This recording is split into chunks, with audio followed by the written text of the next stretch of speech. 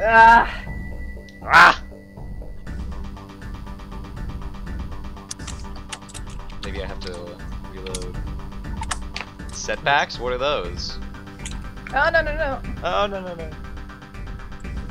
There we go, haha. Ah! Let me turn that down a bit. You guys also let me know if the music is ever too loud that you can't hear each other or anything like that. Let's see. I always just put it down. I never even have the music on. That is always and ever true.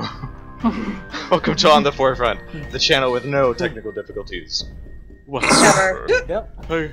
And yeah, this is the Forefront. We're playing Out of the Abyss tonight. No party mode. If you don't know what no party mode is, it's basically us taking a critical look at Out of the Abyss, that lovely little campaign that came out a while back, noticing that the initial start of the campaign has a cast of quite colorful characters already, and not to say that players can't create their own colorful cast, but we just would like to focus on these folks, give them a little bit more depth, and let them shine as they might not have been able to in the campaigns that you guys might have run.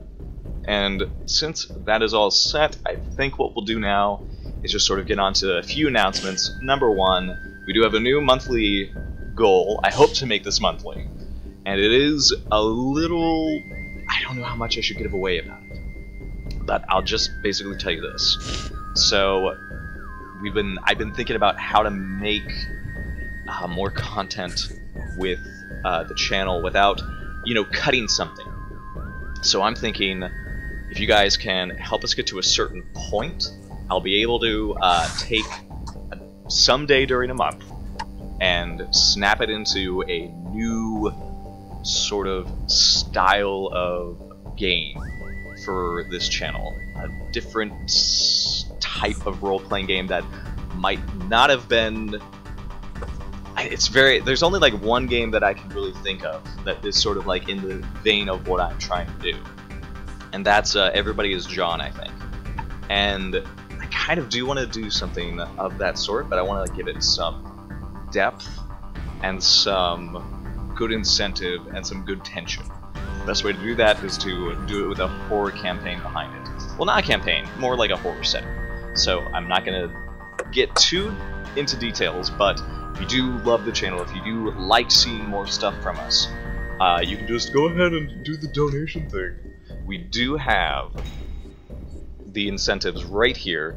You can donate to help people in this campaign in however they get messed up. And just take a look at that. We'll get going right now, jumping into the Underdark. Going to just do a quick recap of what's happened, because it certainly has been a long time. So if you don't know, everybody in this campaign was once a prisoner of the Drow in this outpost in the Underdark.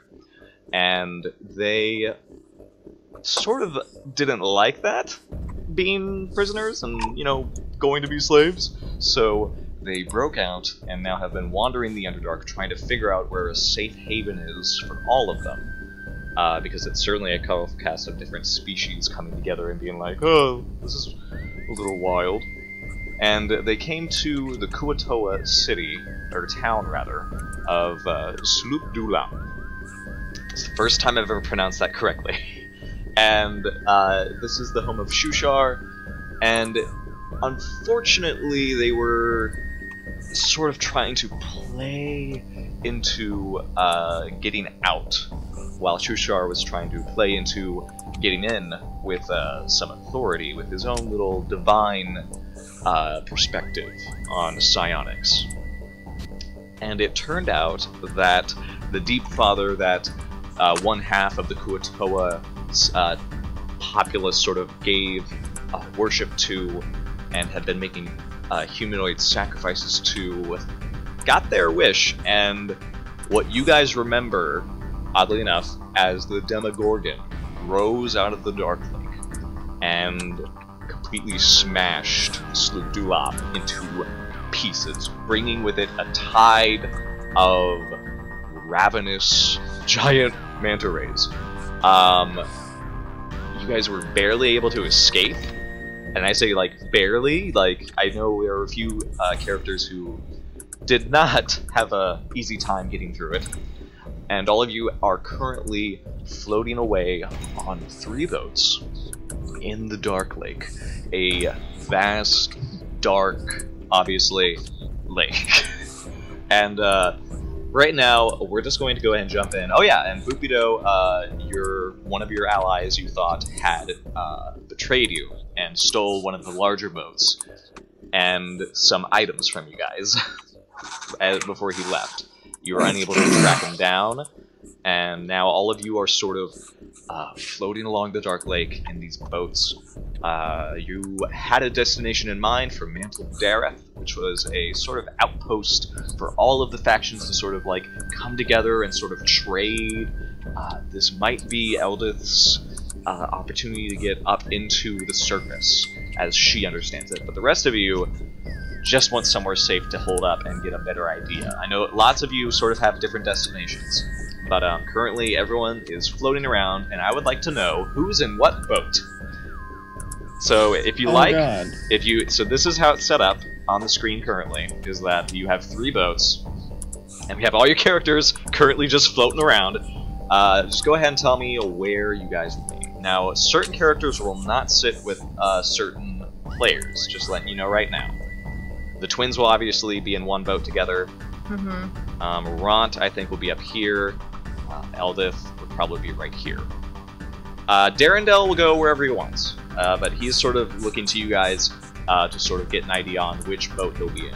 I thought Darendel was in the boat with the twins. Same. I thought that as well. Although Yeah. I think he was. He put them. He dragged them out of the building after Bupido locked them. I can't move my token. No. Yeah, neither can I. Dang it. Sorry. I think I have to. How do I do that? Give you token permissions, because I dragged them from the character sheet. That's weird. Settings. Represents Okay, character. Jim Let jar. me try. Controlled by. How about now? I can. Okay. What you need to do now, though, at this point, once you have it saved, go to the character sheet, go to edit, and then replace the old token, the old icon, with the new one that has the permission set up. Because if you're taking the original one, that like you see what I'm saying? Like I have permissions of this token, but the token that's on the sheet doesn't have permissions. So you have the to. new token from the sheet, and it's working, and the new one's working for me. Okay. So, I kind of. That's so weird because I dragged them from the token. Yeah. So I think as long as you guys are able to drag your own thing out there to replace it, then it should be fine. So. Oh, that was not what I wanted, but okay. Treacherous probably gonna have to be in the front boat because he's the one who knows where everyone's going. Okay. Right. I'm right here. Also, I know Wait, I was in the boat with Bront, so I know that for a fact at last session. That's true. That's true. So I'll just stay in that This is just boat. sort of like, now that you guys have a moment to breathe, you can sort of get an idea on where you really want to be. I'm amphibious. I can be whatever boat I want. That's a valid point. You can be a boat for one other person, maybe. Yep. Someone small. But No, I'm pretty sure I went back to mushroom form after saving the twins, and I'm with the twins and Seraph. Makes sense. Okay, so at this point, we are going to go ahead and just get into. For the moment, it's going to be, I think, more than 20 days, 30 days maybe. What? Yeah, because you guys got to Sloop Dulop on day 9. Sloop Blue Dot. Sloop Blue Dop. Oopsie. Sloop Dulop. Oh my god. So. Bloop. Bloop. Boopido. Yeah, Shushar, you don't know exactly. You know, like, the direction of Mantle Dareth. You don't make much, time there sailing in boats, I would think. But you get the understanding that it's probably going to be at least 3 weeks or more there. So, especially in a freaking rowboat. In a rowboat. Yeah, you guys, the big boat that might have been able to do this a lot easier was taken by Pepito and he like abandoned it. Why didn't we get in the bigger boat? He rammed it into the shore. Oh. Boopy-doo! Boopy-doo! But as we have it right now, you guys are just hanging out in these boats, just trying to make your way through the Darklake. So what I'm going to do is I'm going to need some survival checks from someone to get food, because I don't know if you guys have any rations on you. I doubt it. I don't think so. Normally, Stool doesn't really carry much. I see. Especially along the lines of food. So I think this will be, yeah. Shushar will probably have to be the one to get food if he can just go catch some fish and then come back. He also has to be careful not to be food. This is the Darklake. It's not a very kind place.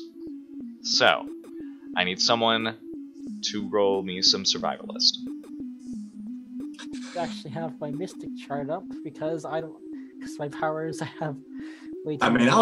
I'll do it, but I don't know if you guys want me to because I am not good at it. I can breathe underwater. I can go get you guys some seafood. I say you have advantage if you want to roll your survivalist because you're a fish man. And I am also going to use my precognitive discipline precognitive hunch thing that I believe adds 1d6. There's a lot of mystic things into a lot of things. There's too many. No.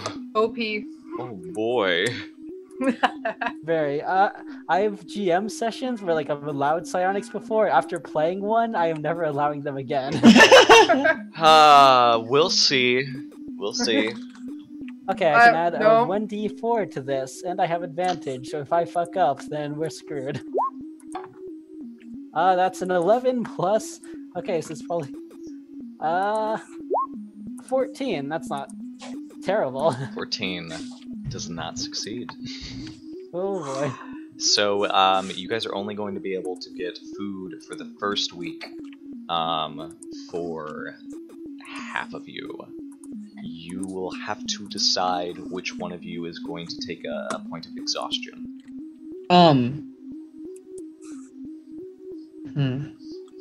Darendelle is the first one to volunteer. Sort of saying, "Oh, I can just, I'll just gnaw on some of these fish bones that we have. They'll pass me by, no problem." God, Darendelle, you're such a martyr. I suppose I could stand to lose a bit of all this weight. I might as well be one of the ones not eat. Well, so we have 2 people. I think I need 2 more because there's a total of 8, 9. So hey, you're getting at least the lower average. Well, so okay.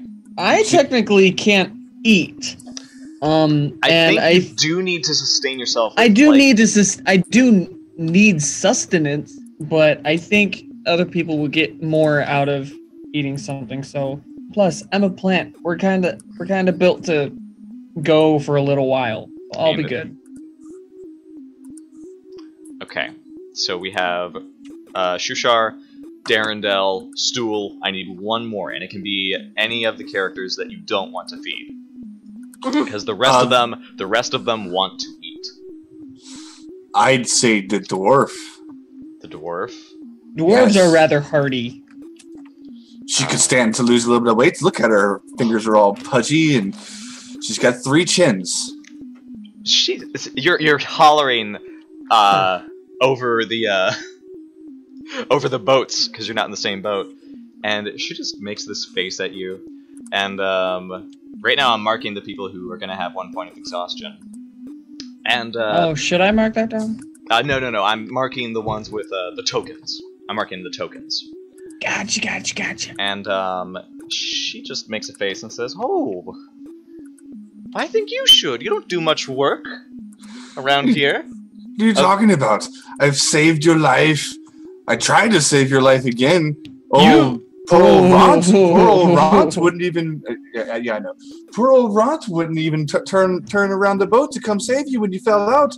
I mean, as far as I see it, you've been kind of dead weight, and you could probably go to lose a few of those pounds. I say to the dwarf. I privately think to Sereth, he's gonna get his head smashed in. If she was in the same boat, maybe. I vote that Jim Jar not eat. Everybody in favor, raise their hand. I don't have hands, but yes. Darendelle does perk up and he says, "Well, if I'm not eating, I need someone on my boat to at least have full strength to row."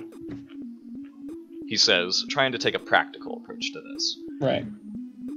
But, well, we could probably just, the twins. Topsy, do you think you could, just share a meal between you two? And, she says, "Oh, so you're just gonna give us half of the food that's going to keep us alive?" Yeah, Jim Jar is going to stand up for Topsy and Turby too and be like, "You can't just not give them food because they're twins." Well, In their defense, Topsy and Turby. was injured recently. Yeah. She's still recovering from the sickness. I don't know if... Can Jim Jar even hear me from this distance? You can row the boat a little further up. I can't row shit. Oops. I think you'll be able to like make sure everybody gets their spores. The twins, both twins. I know both twins almost died. And you being the person who, instead of giving that healing potion to one of the twins, took it for yourself, I think you'll be fine without food for a little while. You guys were taking care of them. That was a long time ago. Besides, all the things that I've done for you and for this group, I think I deserve my meal. What's it? And like I kind of. Moving the thing back to the dwarf. What has she done? Besides hold us back. People are really going after Eldith. She is tight-lipped, and you can see her...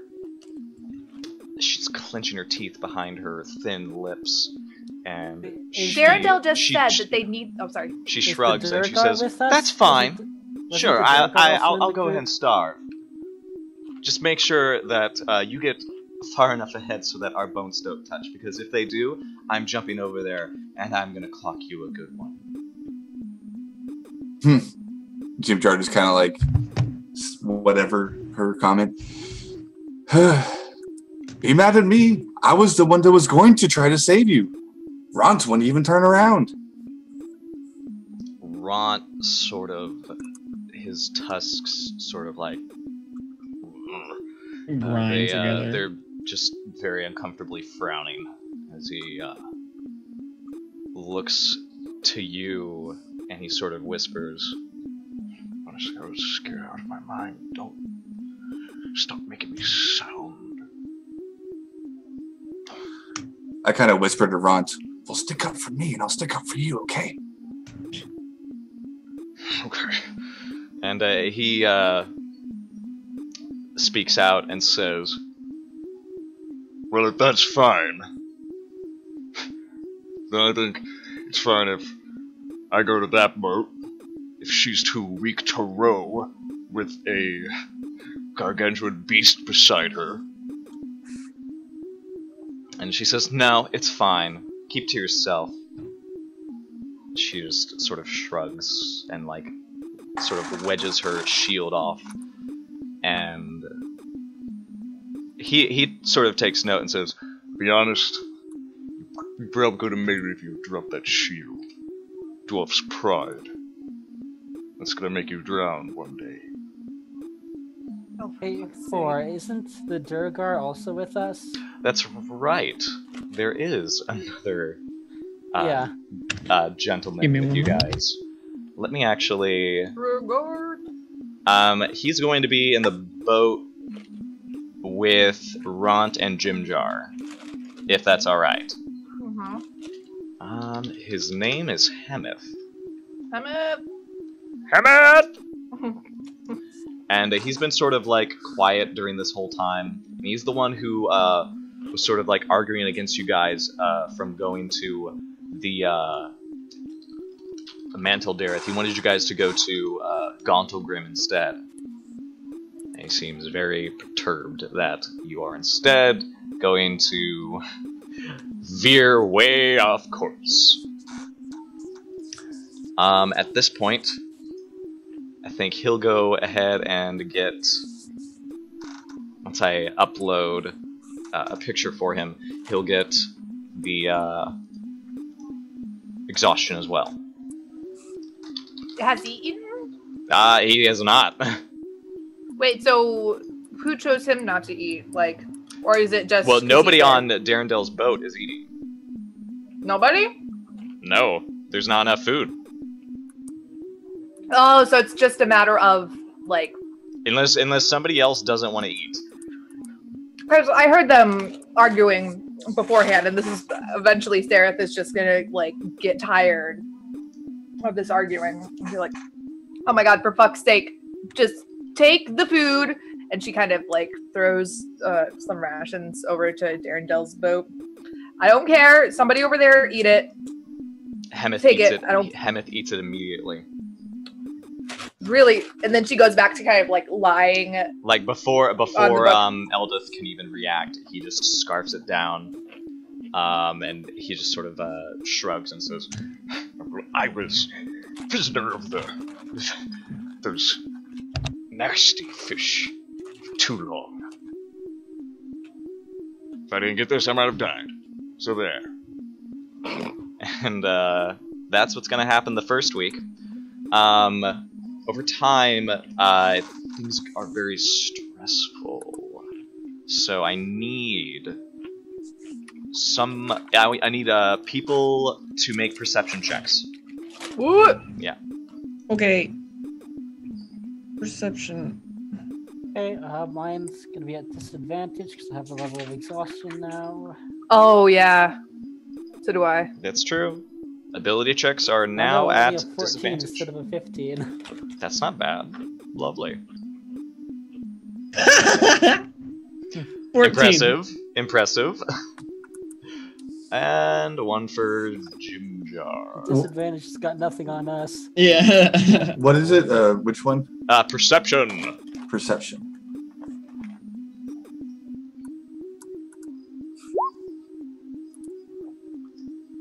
Disadvantage would be an 11. So that's 10 for you. Okay, so You have a -1 perception? That's oh wait, no, it's 11. That's right. It already does Yeah. the subtraction. Hi, Cap. And at this point, it looks like Shushar, your boat, and yeah, it looks like Sereth's boat as well. Oh, I'm gonna roll perception for Darendale. Oh, that's okay. Let's see if he does worse. Ha! Because he has disadvantage as well. And it looks like everybody but the middle boat is going to be aware of something that is going to stick out. So, you guys, after a few days, you're able to find little islands here and there down the Darklake, sort of like long pillars that sort of stable out into little islands of rock, and there are a few shorelines as well. Shushar, you kind of are able to steer them away from the shallower ends where if the boats sort of like ram into it, it's going to be very very bad. So you're sort of steering them along in these like deceptively narrow paths. And as you do, you look up and you realize that you're in a spot where there's sort of like a low ceiling. It's like less than 15 feet above you, and the Darklake is just sort of like pushing into this very tight space. And as you move forward, you see that there are stalactites sort of poking down ever so slightly. And as you guys approach, you're the first one to notice that one of them has a set of yellow eyes sticking out of it. Oh. And then after a little while, Seraph, your boat is going to notice this as well.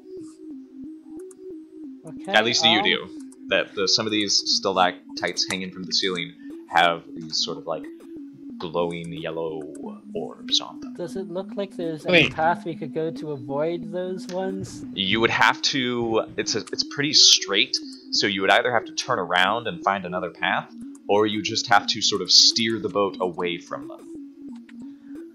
Okay, I am going to use my amazing 120 feet or 60 feet or whatever, however many feet, I don't know mystic things of telepathy, and warn the rest of the group. Well, I saw it too, so I could tell everybody since I'm already telepathically connected to Mhm. Yeah, the but group. yours is short range. I don't know if you can get everyone. 30 feet. I guess it depends. And plus, I mean, I could just say, hey, there's that thing, tell the other boats. Alright. All right. No, so what are you gonna? instead- So yeah, instead of, like, everyone using up everyone a- is aware of these things that are on Yeah. the ceiling. So, can I tell what they are? Since I have really good dark vision, I should be able to Give me- discern. I have really good dark vision and no eyes. Give me a nature check. And this Nature- is no, you're not exhausted, so this is fine. Nature is +3, so 21. That's pretty good. I'm sorry, I'm kissing Yeah. the cat. She's Mwah. just like this the Yay! entire time. Cats. And there's a dog behind Monkey. Poor buddy. And My cat ran away. to Stool, you are going to be able to discern that this is what's called a dark mantle. They are sort of like squid-like creatures that hang off of the ceilings of caverns and caves, and they're very patient. They lie in wait until something is underneath them, and then they just drop straight down. They're a big fan of constricting their prey. Yeah. We should not go this way. We should find a different way because these things are not friendly at all. We'll just avoid them. Yeah, we That's know not how. much- That's not really how they work. I feel like whatever happens, something is going to be out there that's going to try to kill us. I think we can handle a bunch of squids dropping down from the ceiling. we don't Right. know how much If you guys time do we turn can- around and try to get a new path, you will have to give me another survivalist check. It will add time to this trip. I am not eating again. Wait. Or you could just each boat would have to make a strength check to we can do steer this. out of it. I would rather avoid any violence. I don't think that we're in any condition to be fighting right now. Yeah. Several of us are not as up to par as we should be. I don't think trying to fight these things is a good idea. Because they just wait until something unsuspecting is underneath them. Are And there then they'll any fall of and those? try and get us. Are there any of those islands that I saw? Are any of them nearby, like within sight? I'd say yeah, there is one sort of in the distance. It's just you see that this little path that you're on, it is a wide, like you'd say this is like maybe like 150 feet wide, of various like cones and dips and shallows that you could find You could find a shoreline, I expect, and maybe some islands as well. What are you trying to do? Still a bit too far. If everyone would give me just a minute, I would like to try something. It may negate the danger entirely, or it may make them angry, but I can guarantee that none of us will get hurt immediately as a result of what I am about to try. Why don't you explain in detail what you're going to try instead of telling everybody to jump off a cliff and trust me? I am going to find a rock, and I am going to use my powers to float the rock under them and try to trick them into attacking the rock. Okay. See? Huh. It sometimes just works to trust somebody. I trusted him. I kind of just say back there to them. So, Shushar, do whatever you feel is necessary. what tell me what Shushar does. Okay, Well, Shushar. would I know any kind of like? Would I know if they're smart enough to realize this is a trick? You've never interacted with dark mantles. You sort of, and they wouldn't probably go for a mushroom like you. They would probably go for something more fleshy and bloody. So you don't have much. This is sort of like just out of like some visions that you've had. Right. Okay, Old I'm memories. going to dive down into the Darklake. I'm going to look for any rocks or little sea plants would be even better. Just anything I find that I think will catch their attention. So is that a perception check or investigation or what have you? Investigation, it sounds like. Okay. At disadvantage, so that is a 9. Ouch. 9. So Actually, I have my precognitive thing, so I'm going to use that and at least get it above a 10. 12. Hey. Yeah. Not bad, not bad. 12 will get you exactly what you want. Some fleshy seaweed and some maybe like an anemone or something. Something that really strange.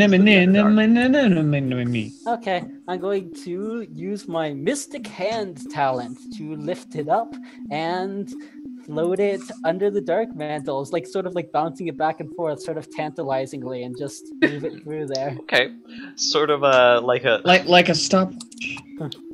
The one that's just a little ways in front of your first boat sort of notices this and immediately and just drops down onto the sea anemone and just brings it down with it and makes a big splash in the water. Alright, sure.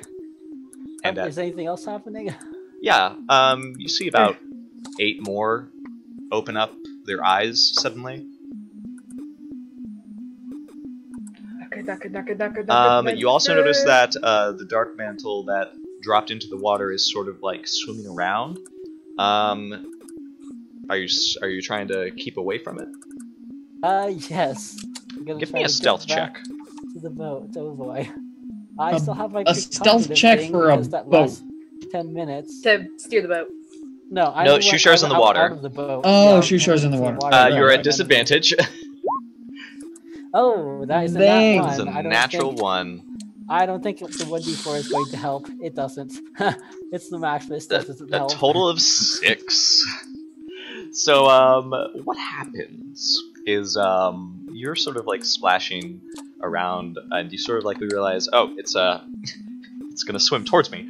Let me just, and instantly, as you start trying to move away, the dark mantle realizes you're there and speedily makes its way towards you. Its body just sort of like homing in on you. It is going to attack. And let's see. Do I see this thing coming at him? Yes, you do. Can I attack it? Sure, with what? Spell. Hmm. Let's see, actually. It's actually a really good question. Let's see what I want to attack it with. I do still have a Koatoa spear. You do. And I have Ice Knife. Let's go with Yeah, I'm gonna shoot an ice knife at it. Oh, that's tasty. Do it. Ooh. Do it. Do It it. must. Oh gosh, what's this thing's Dexterity AC? saving Let me throw. check. So AC 11. Oh, I need it. I thought I put that in Oh, you there. need to roll the attack, yeah. Yeah. Oh, I see. I thought I was missing a saving throw or something. Hold on, give me 2 seconds. Mhm. +5. Here, this will be for that. I'll fix that on the sheet. Do I have advantage or disadvantage? I think you have neither. Okay, well, 17. I just 17. 17 will definitely hit. So it's going to take 3 damage. And it's also going to have the shard explode. I'm going to take an additional 5. So this means Shushar gets hit? Is he right next to it, or is it still far enough away? I'd say... I figured it was approaching whenever... Yeah, I'd say it's approaching, so Shushar's fine, I think. I think it's just going to be... I wouldn't do that if it was like right here. I would do that if it was up here. Yeah. Shushar's like my only half friend here. So why would I do something to upset him? Oh, buddy. So let me just go ahead and you've got half a friend in me. It's adorable. That's awesome. Alright, let me grab a star. I'll use that for these guys. Whoop. So I'd say he's right there. And, yeah, your ice knife goes, sinks into the water, and slams into the head of this huge squid. It sort of falters. Shushar, you think you have a moment to swim somewhere. Where would you like to swim? I am going to swim. I'm going to swim back towards the boat, and I am going to use the best psionic power there is, delusion. Hey, go ahead and tell me what this delusion is. The creature sees another Shushar, like right in front of me, as I am swimming towards the boat. Okay. It doesn't have a saving throw or anything. Nope, right? it just sees the Shushar. That's great. I love psionics. Closer to it. You see it flop around in the water, just sort of like its legs trying to wrap around the Shushar. It's very confused, and it gives you a moment to get back into the boat, I think. Hey, not dead. Good job. And now what do you do? All of them are looking at us now, right? They're kind of aware that something is going on. You get the sense that they kind of have a one-track mind. They sort of think like, oh, they don't see me. Yes. Because they are they're very hard to distinguish as they're sort of hanging off of these stalactites and the ceiling as well. Sorry. Suddenly, the boat explodes. Shushar, like, sort of lifts up his Unintentional. hand. He starts counting. Excellent. I only need to do that like 13 more times. By the way, the boats are sort of idly being pushed along by the waves of the Darklake. So, what do you guys want to do? Go forward or go back? I bet we just keep going forward, try to avoid these things. But if it's idly, like, I'm gonna try to obviously avoid like the crazy things falling and. How many times can I do a cantrip? As many as you like. As many times as I want. Yes, within reason. Right. As we're going to get into, I'm sure. Right. So as we get closer to the next person, or to the next thing, can I do an infestation cantrip? I want to hopefully, make it so the squids are like, holy shit, things are getting me. I'm going back into the water to run away. Sure, go ahead. I want to do that. And do whatever that spell demands. Is it a roll to hit or? It is a saving throw. Saving throw. Constitution saving throw at that. I think they have +1 Constitution. Spell DC is 12. It has an 8. Looks like that's gonna hit. Okay, so you send out this little magical pop on the next one that comes up. It sort of is taken aback, and it starts to lose its grip, and it just falls into the water, sort of like spinning idly before it hits. And yeah, good job. You guys are now sort of, there's a little, it looks like a little path has opened up, like about 15 feet ahead, where it doesn't look like there's any dark mantles that might drop down. Alright, well... Treacher, my arcane friend, in case anything goes wrong, do you have any spells that could protect us? I might know a thing or two, yeah. While they're talking, I want to okay. keep my senses out on this low-hanging roof, and if I see any more dark mantles, doing the same thing. Also, at this time, I am going to cast Mage Armor. Mage Armor. This is good. Alright, so here's what I need. I'm going to, at this point, I'm going to need you guys to start rowing. And you're going to have to give me a strength check to row the boats in a direction away from the dark mantles. I think this boat right here, because it has stool, it's going to be able to cover the dark mantles that get over it. But it's not going to be able to cover you guys as what you if push forward. Can I be in the middle boat and get kind of like more of a range? Because I think what's the range of this thing? It's 30 feet? 30 feet. So if I sit in the middle, I should be able to get 30 feet over each boat. I think so. Okay. So...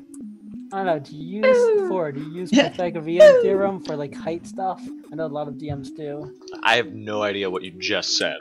Okay. That's how long I've not done such things. Okay. So that's a no. Okay, so yeah, you can cover 30 feet above all of us then. I think like in one target, it's like gonna take you like a minute or so to like get infestation ready again. But this is basically what's be happening. like bugs, mites, fleas, bugs, mosquitoes. No. Just pop, like your head's popping with all this magic.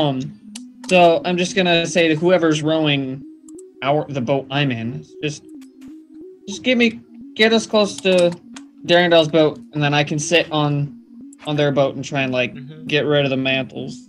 Okay, so you guys sort of switch the boats up. Let me go ahead and drag this group of friends over here, and this group of friends up here. That's an actual, like, icon thing. Cool.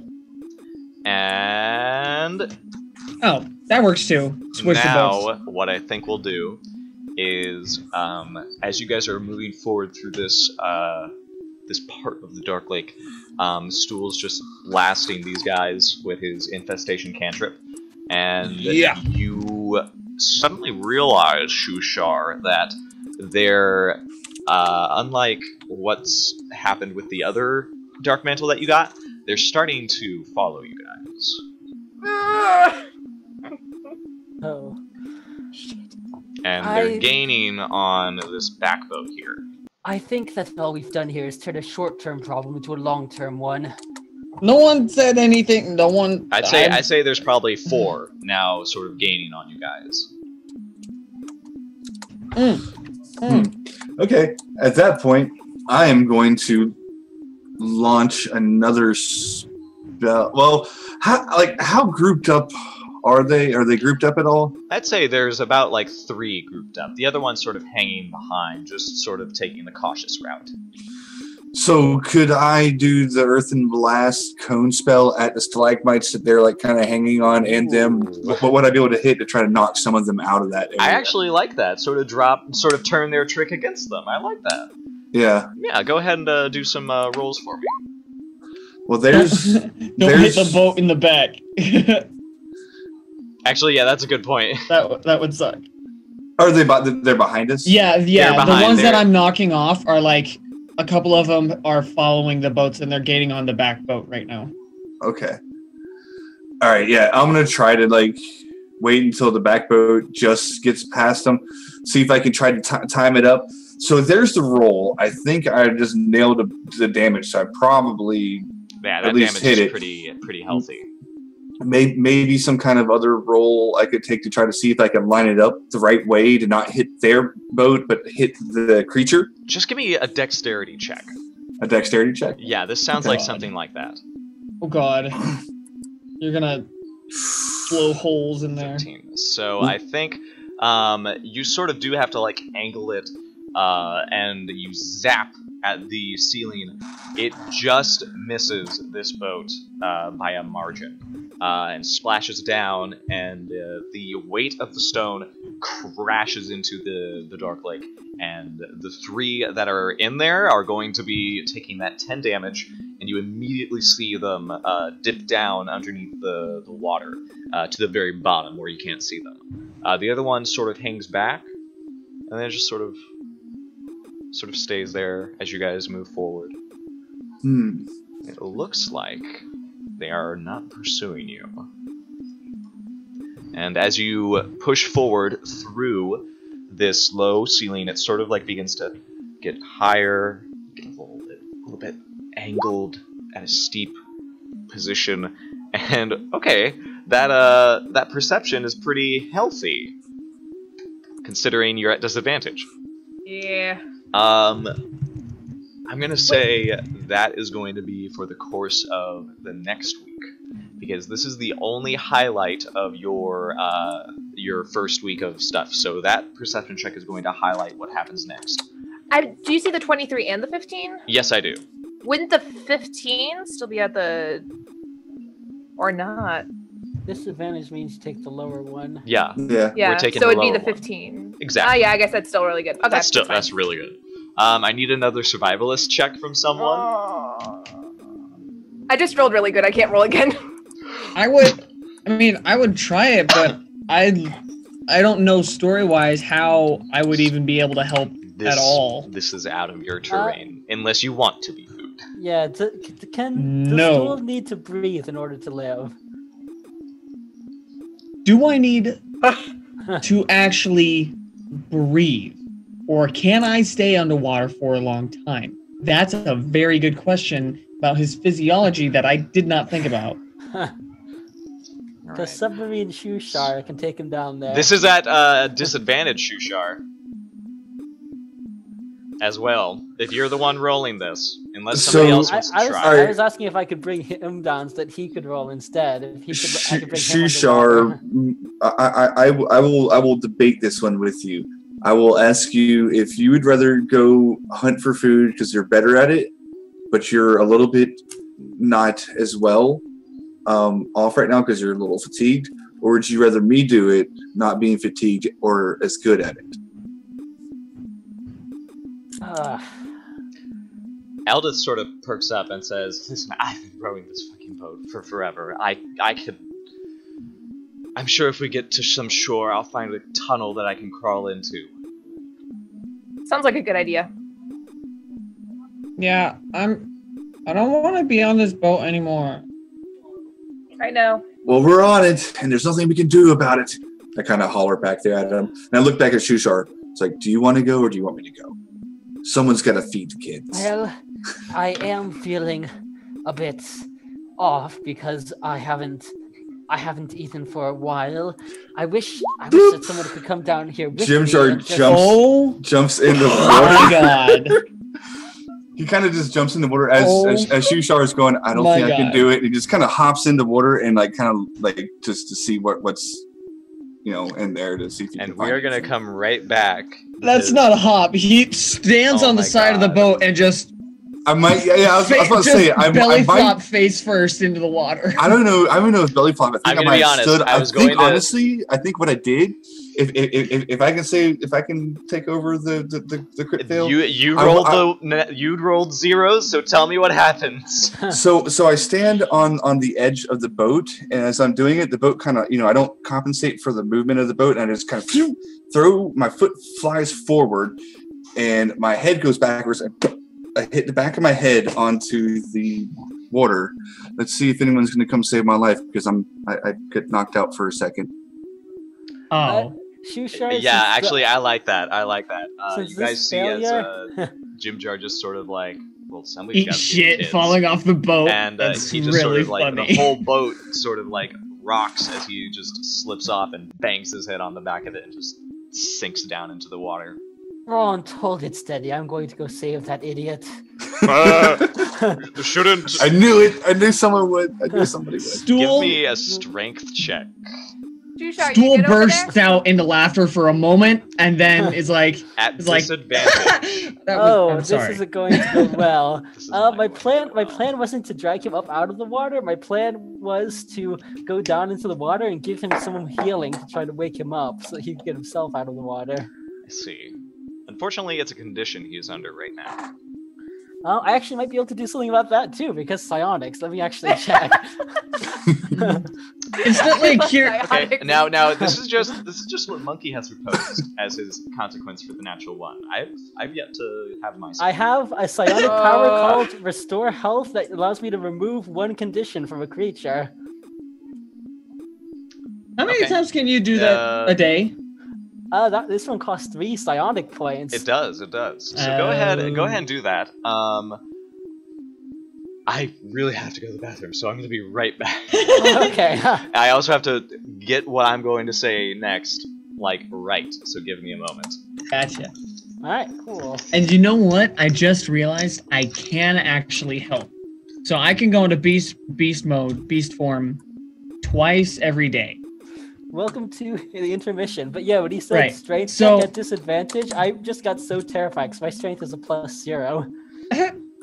But so if I could do eagle form or giant eagle and then try and or not eagle, owl, I guess, and then either go to the different little islands and look for something meaty to eat, or just try and catch fish or something. So I could actually help Oh yeah. being you in could- beast form You mode. go into like a shark form even and help me find things underwater because I'm a bit fucked Oh, up. I could actually do something aquatic. I have yet to do that. I don't even Yeah, know if I don't Still even knows know about if I could. crabs. You can go crab form. Crab is Let one of me the pull things up- that he heard mentioned. Remember we were talking about the pinching? Yeah, I pinch. I Yes. could. Let me look up beasts that I can actually be.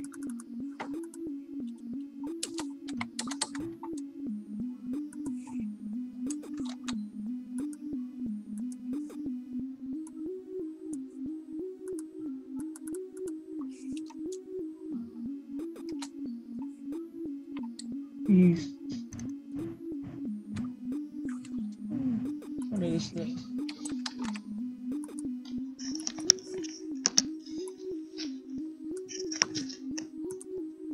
A giant bat. We're back. We're ready to live All right. through what has just happened. So, So I can actually help find food. no. Here's what's Yes, gonna I nope. happen. But okay. Here's the result of this, because this is like something interesting. So, Jim Jar, everything goes dark, Mm-hmm.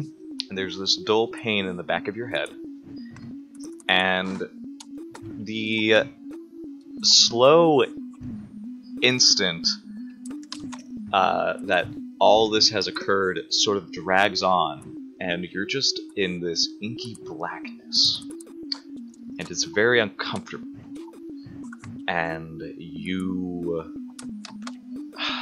it's hard to describe.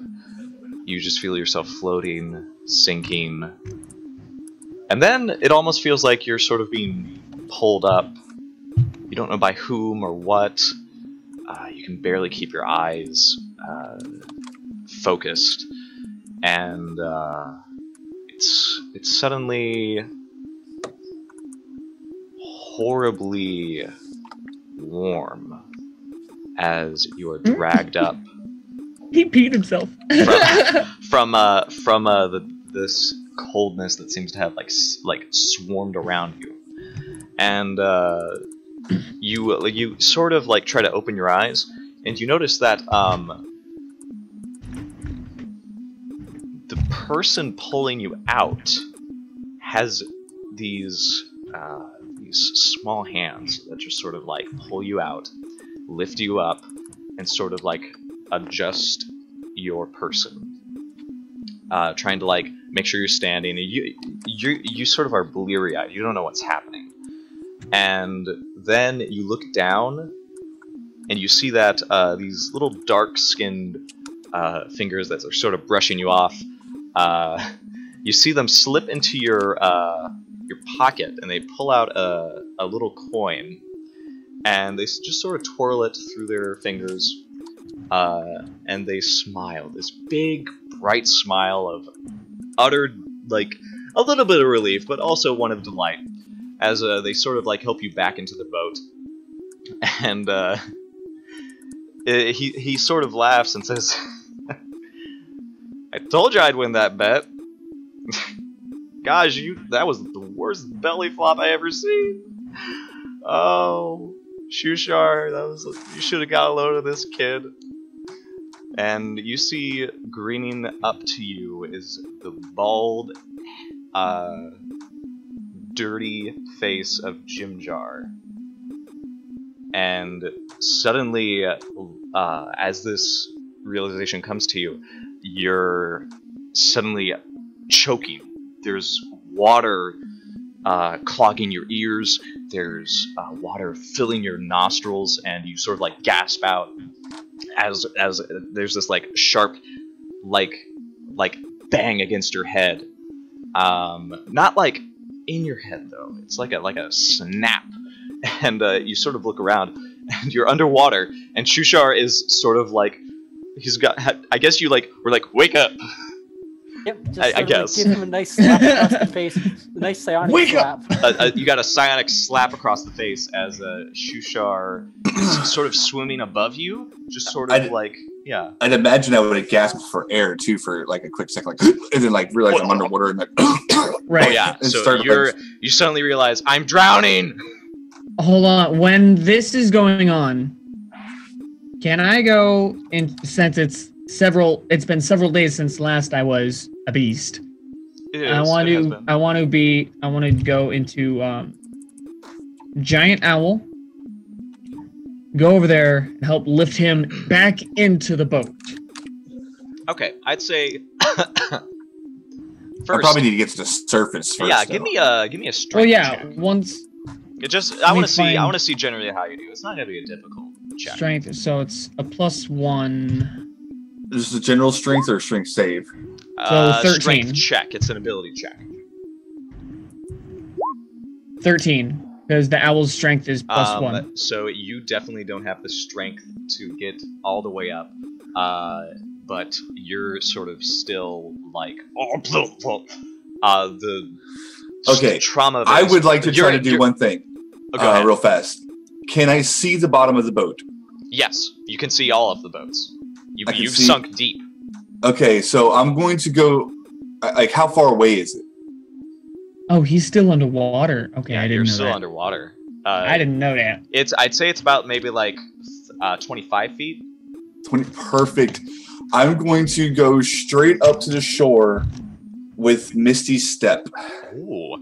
So you just sort of, with like this last gasp of magic, and It's just verbal, so you I just teleport kind of right above the boats, and you just and you are coughing, you are sputtering, you are just a wreck, and you look up. Shushar, you're able to get to the top just fine, I think. You're able to get back to your boat. When you get back to your boat, Shushar, you realize he misty stepped into Eldith's boat. And Shushar, as you come to your senses, she grabs you by the back of your neck and by the seat of your pants, and she is fucking strong as she lifts you up like this and just says, "Oh, you fell out." Wait. Oh, I was just gonna help you back in. To your boat, I mean. Yes. I thought she was gonna just be like, I'll make my way back into the water. I'll make my way back over to the boat. Well, are you Give me a sure? I kind of like, I you know, like I try to tell her to let me down. I'll jump over myself and jump towards the other boat and stuff. At least, you know, right now. Okay. Will she set me down and let me jump towards my boat on my own? She does set you down and says, "I'd love to see that." Okay. I bet you can. So she picked me up. Well, hold on. She picked me up with both hands, right? Yeah. That means she's not holding her shield. So I'm gonna grab her shield and like go jump with the shield below me towards my boat and try to use her shield as like something to land on to paddleboard me over there. Okay. The shield is heavy. That thing is not gonna float. It certainly. So you're sort of using it as like a over to the boat, right? Or are you trying to get like just jump straight into the boat? He just said he was trying to use it like a boogie board, like belly on it and then paddle. That thing is too heavy to do that. I think. Well, if he turns it one way so that it so that the air bubble underneath it, I think that'll be fine. So you do this, and she gasps with surprise as you do it, and then like she's on the edge of the boat, her arms like outstretched, curling into fists as she watches you get to the other boat. You're able to paddle over there, no problem. Shushar, you're also at the edge of your boat. And Ront just sort of like looks between the two of you. He's like, "Alright, get up here," as he reaches down to help Jimjar in. Okay, I'm an eagle or owl. Owl. You're a giant owl, yeah. Giant owl, not eagle. I keep doing that. When Jimjar is getting in the boat, or as he's getting in the boat, the point in time that he lets go of the shield, I'm picking up the shield and bringing it back because that's messed up. What says I'm going to let go of the shield? You're trying to climb into a boat. You need at least 2 hands to do that. He's a giant owl.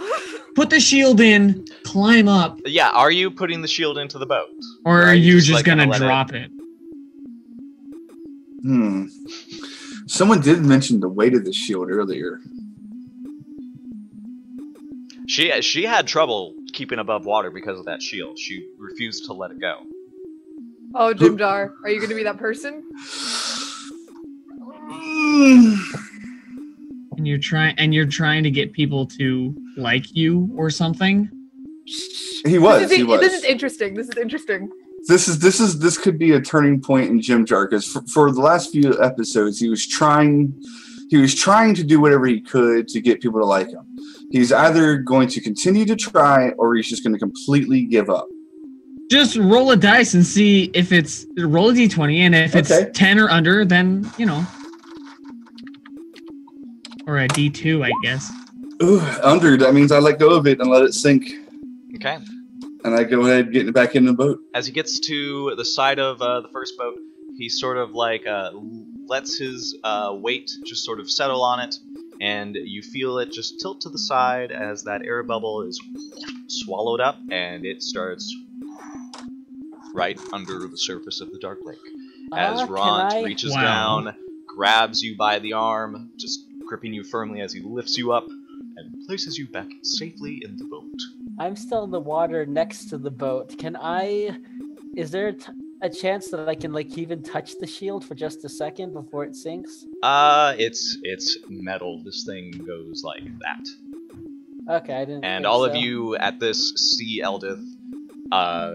At first she had this look of frustration, and then she just a look of horror as she nearly tips the boat over as she leans over it and just lets out this yell of frenzy fury as the shield just sinks.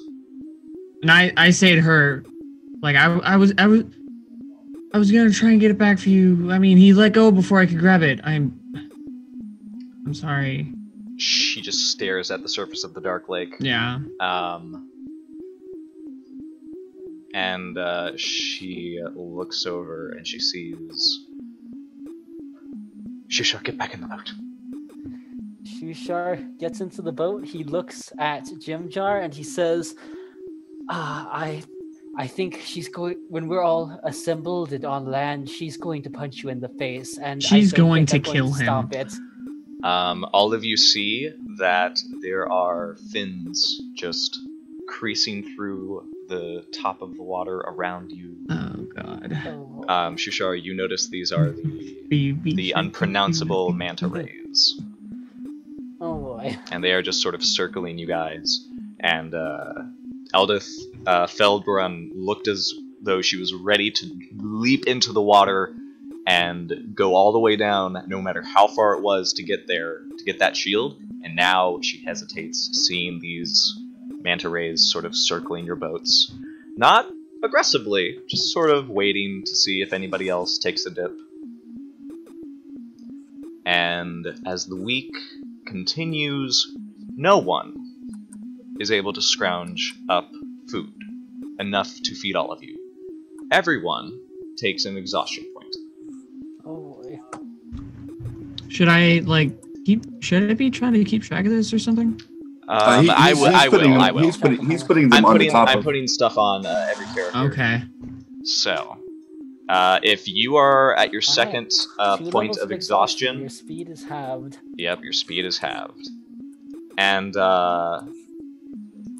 yeah, Sareth, you sort of noticed that the twins are sort of like looking on to what's been happening, and they just sort of like whisper to themselves in Gnomish that you're able to just sort of barely understand. They're sort of discussing like, of course our father would hire someone like that.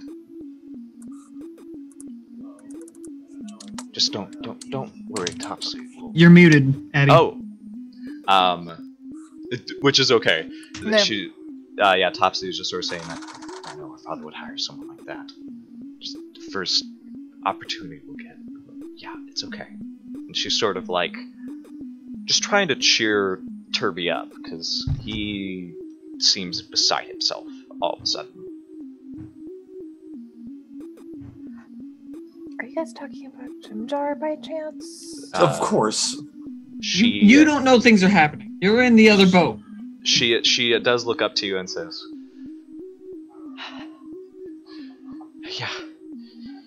yeah, we are. We're not gonna, no, he's gonna try to take us back. You don't want to go back? We're not going back with a man like that. I think we might be able to strike a deal.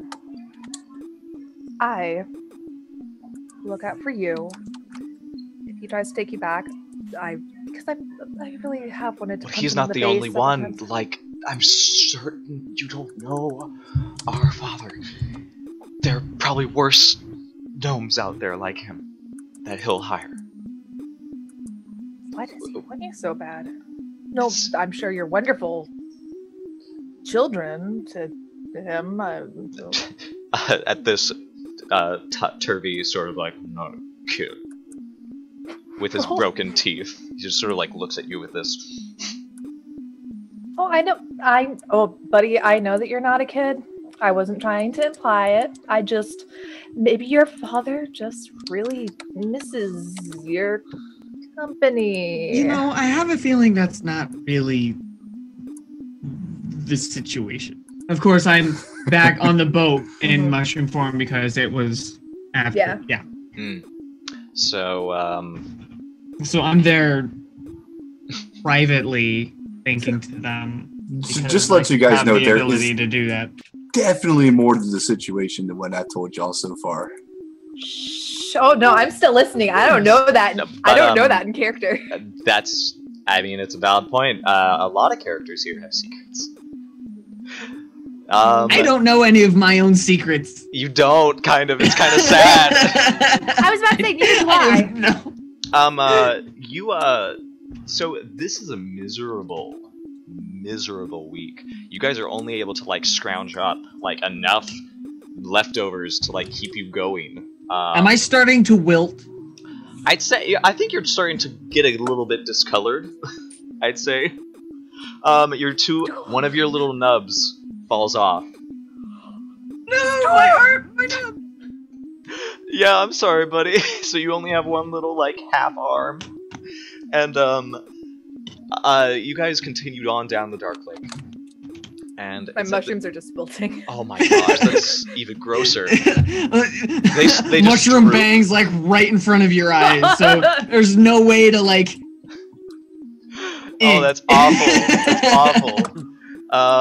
And Shushar, you've only felt this kind of hunger once before when you first left Sloop Dulop, and that was during your meditations, when you were most desperate. And it's uncomfortable, but this is the cost of such powerful knowledge that can bring about a better world. And look, maybe they're learning as the same as you. You never know. I'm just in the front of the boat, kind of like walking around in circles because I'm utterly bored out of my mind. So anybody... so actually I need Seraph and Stool to make a perception check. Yay! I need you guys to notice something for me. Oh wait, wow. At disadvantage? Yes, it's an ability check, so disadvantage. 11. Damn it! So Stool, you don't really It take was so notice of good! this. But Seraph, you notice that in the other boat, with Eldith and Hemeth, and Darendel, Hemeth is looking a little like beside himself. He just is very uncomfortable being with this dwarf, being a Duragar, but the two of them just sort of don't talk to each other. That's how they get by. Eldith, you certainly notice that she has private moments where she turns her back to all of you and just weeps into the Darklake. Her tears she's trying to hide it with very soft sobs, but they're there and they echo and it's uncomfortable. I pick up on her obvious distress. You feel it. I'd say you'd feel it. So you would have you would have a canceling out. So I'd say you'd be able to at least tell what's happening with Eldith. Okay, can I like privately think to her, just real quick, nothing like trying to dig or whatever. I was just, if you want to talk about anything, I am here. And privacy no matter where we are or who we're with. She realizes this suddenly, that there is this private link between you two. And she sort of communicates back. Thank you. I can't right now. It's just... that was the last piece of my family down here. And if I fall at some point, there's nothing left for them to know I was here. I know. Being separated from all of the other Myconids in Neverlight Grove, for myself, is pretty hard because, you know, normally Myconids don't interact with other races. And it's tough for me, so I understand. I can understand how you feel, not having anything else to link to your family. So and then both of you hear Prince Darendel's voice cut in, not speaking but telepathically talking to you guys. Yes, Eldith, you can't let this material thing drag you down to such a debasing level. You are better than this. If you are truly the honor of your family that shield carries, you will move forward from this. I am instantly shocked and frightened because I was not expecting this. I'm like, wait, what? Huh? Yeah. What? Nobody else hears this, by the way. Only you and her. Seraph, you also notice that everybody else has sort of, like, withered. They're showing signs of exhaustion and the lack of food is starting to get to you guys. But Darendel suddenly is he's sort of like he sort of takes over rowing for both Hemeth and Eldith. He sort of like makes her like sit back and not row for the rest of this journey, and he's just powering through with some strength that was not there before. In fact, he seems rather jovial and not hampered by any of the effects that all of you are under currently. I want what he's having. And you just notice, just here and there, there's just a trickle of purple light along his fur as it prickles. And Darendel, are you feeling okay? You just seem to get a sudden burst of energy. I just want to make sure you're not overexerting yourself. Oh, really feel. I'll be a little bit honest. I'm feeling a little bit delirious. I've never been in a boat this long. It's terrible, but maybe that's why I'm feeling this. How to say? I feel like my old self again.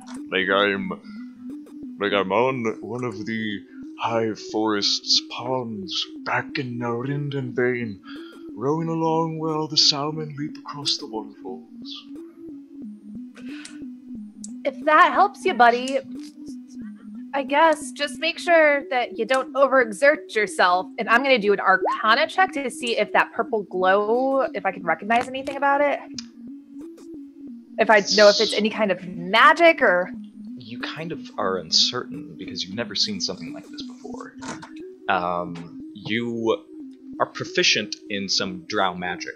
And you certainly are akin to Quaggoths and some of their culture.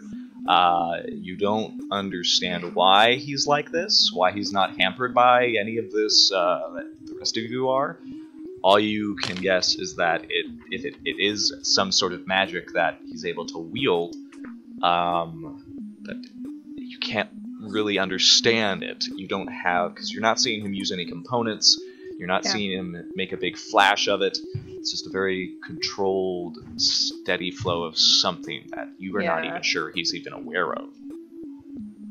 I'm also, at some point, I'm going to have a private conversation with Stool. Yep. I would say you kind of do see similarities between this and some of Shushar's abilities, perhaps.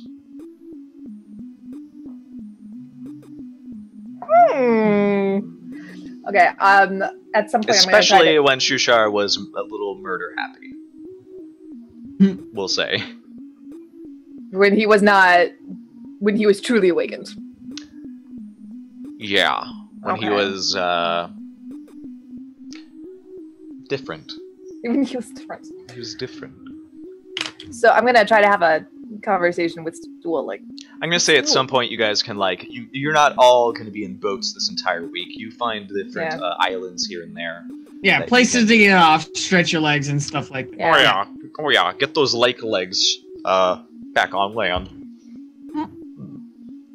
Have you noticed something weird with Darendel? I just think it's super odd that he has so much energy still. Yeah, he could have some sort of magic.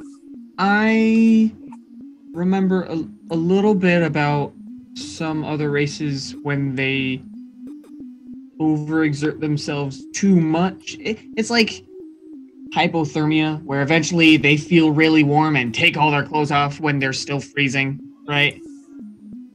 It could be something like that, that he's just... his mental state is deteriorating so much that he thinks he's fine, but he's really not. But see, it's a steady stream, it seems like. There's no... Because that's usually a sudden burst of energy. It reminds me a little bit of Shushar's magic, actually. Shushar the Awakened. She says in a very Shusha, the awakened. This gesture fills you with pride, Shusha. You don't know, somewhere on the other island. Somewhere on the other in the other side of the island, your ears start ringing. And you're like, ah, yes. Somebody's talking about science. A very sage nod. Yes, Good. yes, my children. Good. I don't know, Shushar, when he was like that, kind of scary, so I didn't really, I don't know. Also, were you having conversations? Maybe when, Oh, sorry, go ahead. maybe when we get to land and civilization, we can try and figure out why. I guess it's really not that important now. Also, were you having conversations with people earlier? It seems like Eldith has been better. I mean, I talked to a few people here and there, just like I am with you now. You know, I mean, that's I personally feel the need to try and. I don't like Eldith. It's hard for me to just sit by and watch her cry over something like a shield. Obviously, there was some sort of emotional attachment, so I just wanted to ask her what's up. Just like if anybody else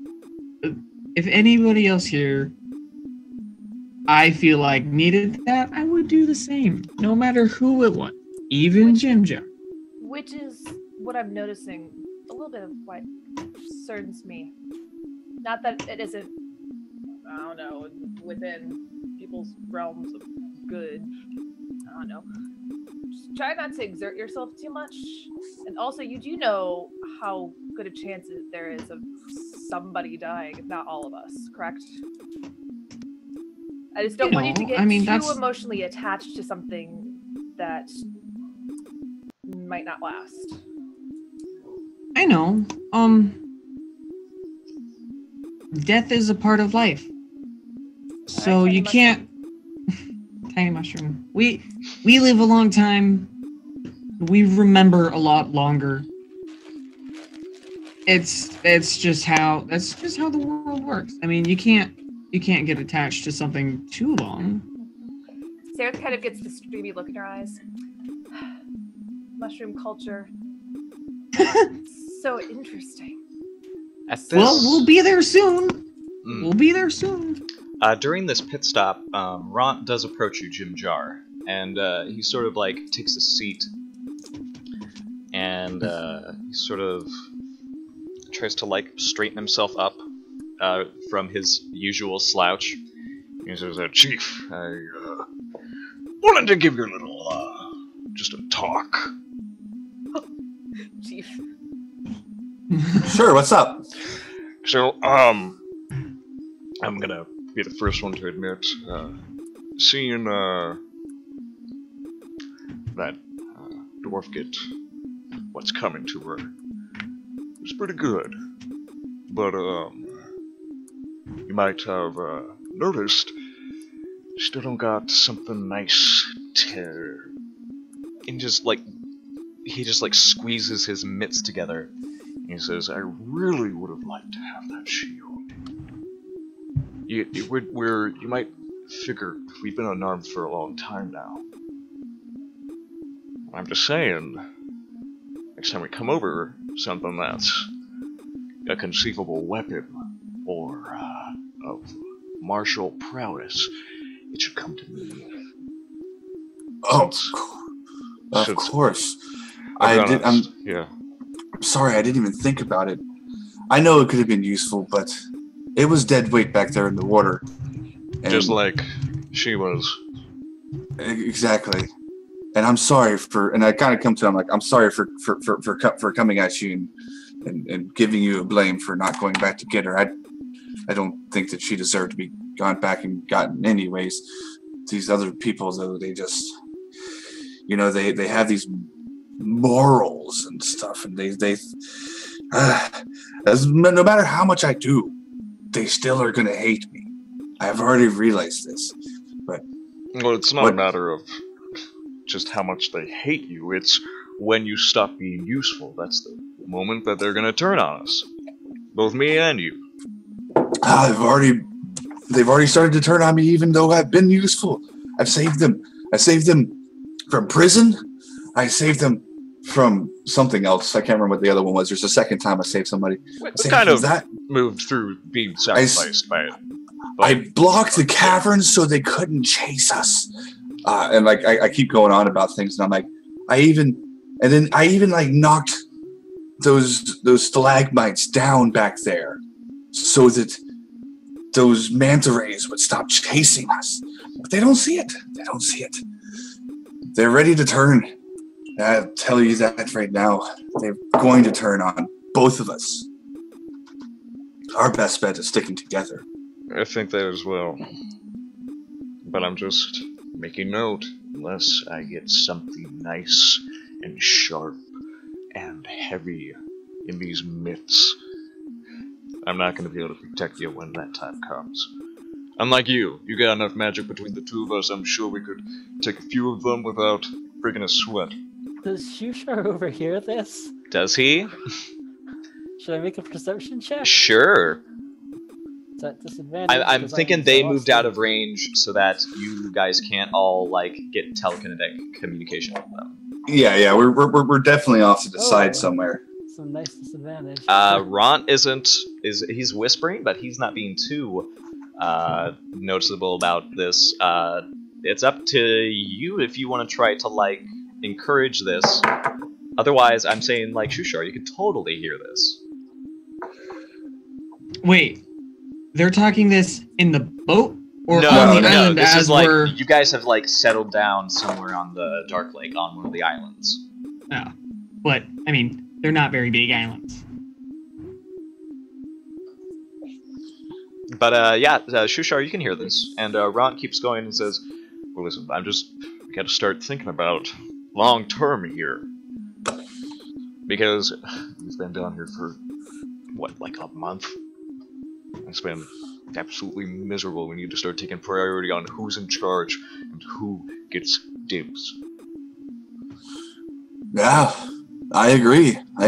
Once we get to Mantle Dareth, we'll see what None happens. of them are going to listen to me, though. Who's going to be in charge? Do you think they'll listen to you? Well, heck no, they hate me. I'm an I orc. don't hate you. Well, I don't hate you either. I think you're all right. I think we're alright. So what I think should happen right now is let's settle it down. Let's keep ourselves a little behind that fish guy.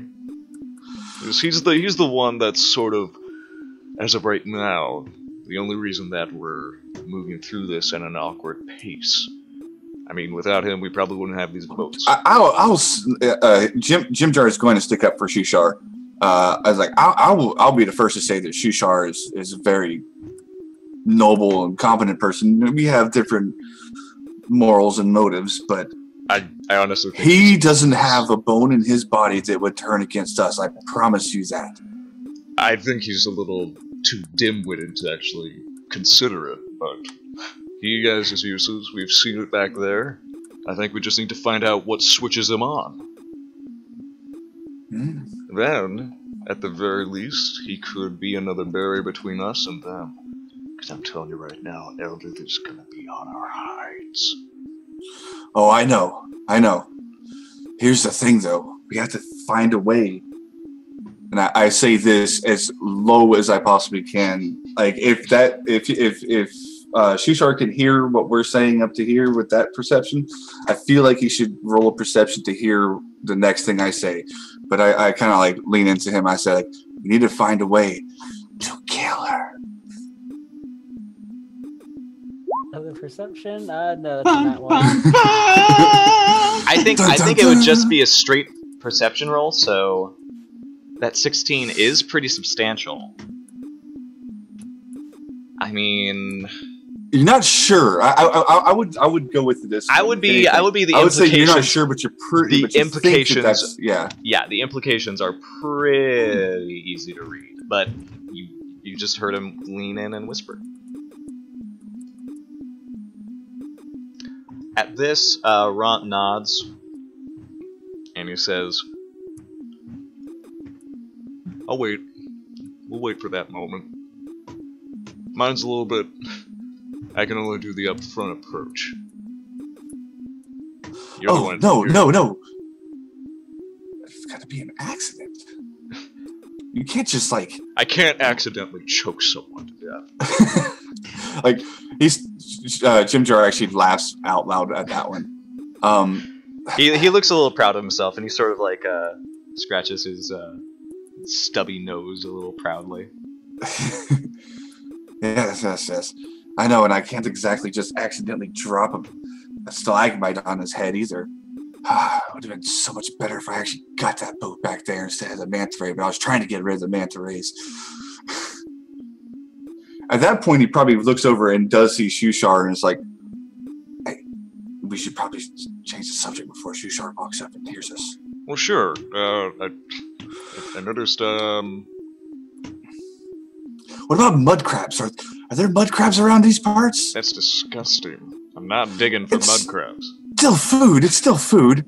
Oh, yeah. Speaking of food, whoa. I knocked over like 14 empty water bottles. Oh boy. Can I be giant owl and try and catch some fish? Give me a survival check. Okay. Use yeah, just give me a survival check. We'll see what happens. While that's going on, are there a lot of rocks on this island? Is this a rocky sort of island? Oh yes, I'd say it is. It's all rock. There's no comfortable spot anywhere. Shushar's going to look for the sharpest rock that he can find. Is that an investigation check, or is there just enough rocks, enough volume of rocks? Give me just a regular investigation check. I think that's fine. I got 12 for survival. I'd say you can find one fish. How big? Not How big. Not big fish. Enough for one person? Barely a talon's full. This is just to put in perspective how much food you guys are able to find during this course of this week. Okay, well... And Shushar will find, I'd say, sort of a slab that has this little, ridge on the bottom that, Is Shushar making a shank? Shushar is going to pick up the rock. He's going to walk over to Jim Jar. Jim Jar, if I may speak to you for a second, you have done a lot of stuff to help us out, especially in prison. Your little scheme with the rock and whittling the key was ingenious. Do you happen to still have that rock, or have you misplaced it since then? My shank? Yes. That's a good question. I think I remember him catapulting it at the thing, but yeah, I think I got rid of it. Yeah, I don't think I have it anymore. It was kind of helpful because it was the only thing you had to catapult with. Shushar is going to say, well, just as a little gesture of my appreciation, and I hope that this will be useful to you. And he holds up the sharp rock, and as he is handing it to Jim Jar, he's going to, and this doesn't require any sort of check or anything, so this isn't something that anybody would notice, but he's going to use his psionic investigation and make this the token of his psionic investigation, so he can spy on whoever is holding this rock for the next 24 hours. Yes. This is the best thing ever. Oh my god. Monkey, remember, you can't just be like, I don't want this rock, because that's messed up. Actually, this is a considering Jim Jar knows that Shushar is usually a pacifist. This is unusual, yeah. He's equipping you for something pretty cool. Now, of course, that catapult. I think Monkey froze. Uh-oh. He's been in that. Oh no! He appreciated your gift so much he just couldn't stand it. That was so good. So this is gonna happen, and Jim Jar and Ront are unaware of it. I'm gonna say this is legitimately he'll accept this. Awesome. Unless he says otherwise, which honestly I don't think he can. He can't be like, you're planning something. Yeah, because it's Shushar. Jim Jar, on the surface, trusts Shushar. So I mean, like, why would there be a Wouldn't trust reason to anybody do else. well, why would you not trust this smiling, chubby fellow? He's just so amiable.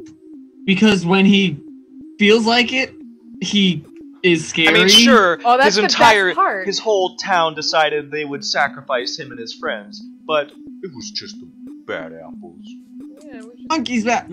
Yay! Monkey. Yep, I think hopefully his cam will pop back into the position that I had it in. Yeah.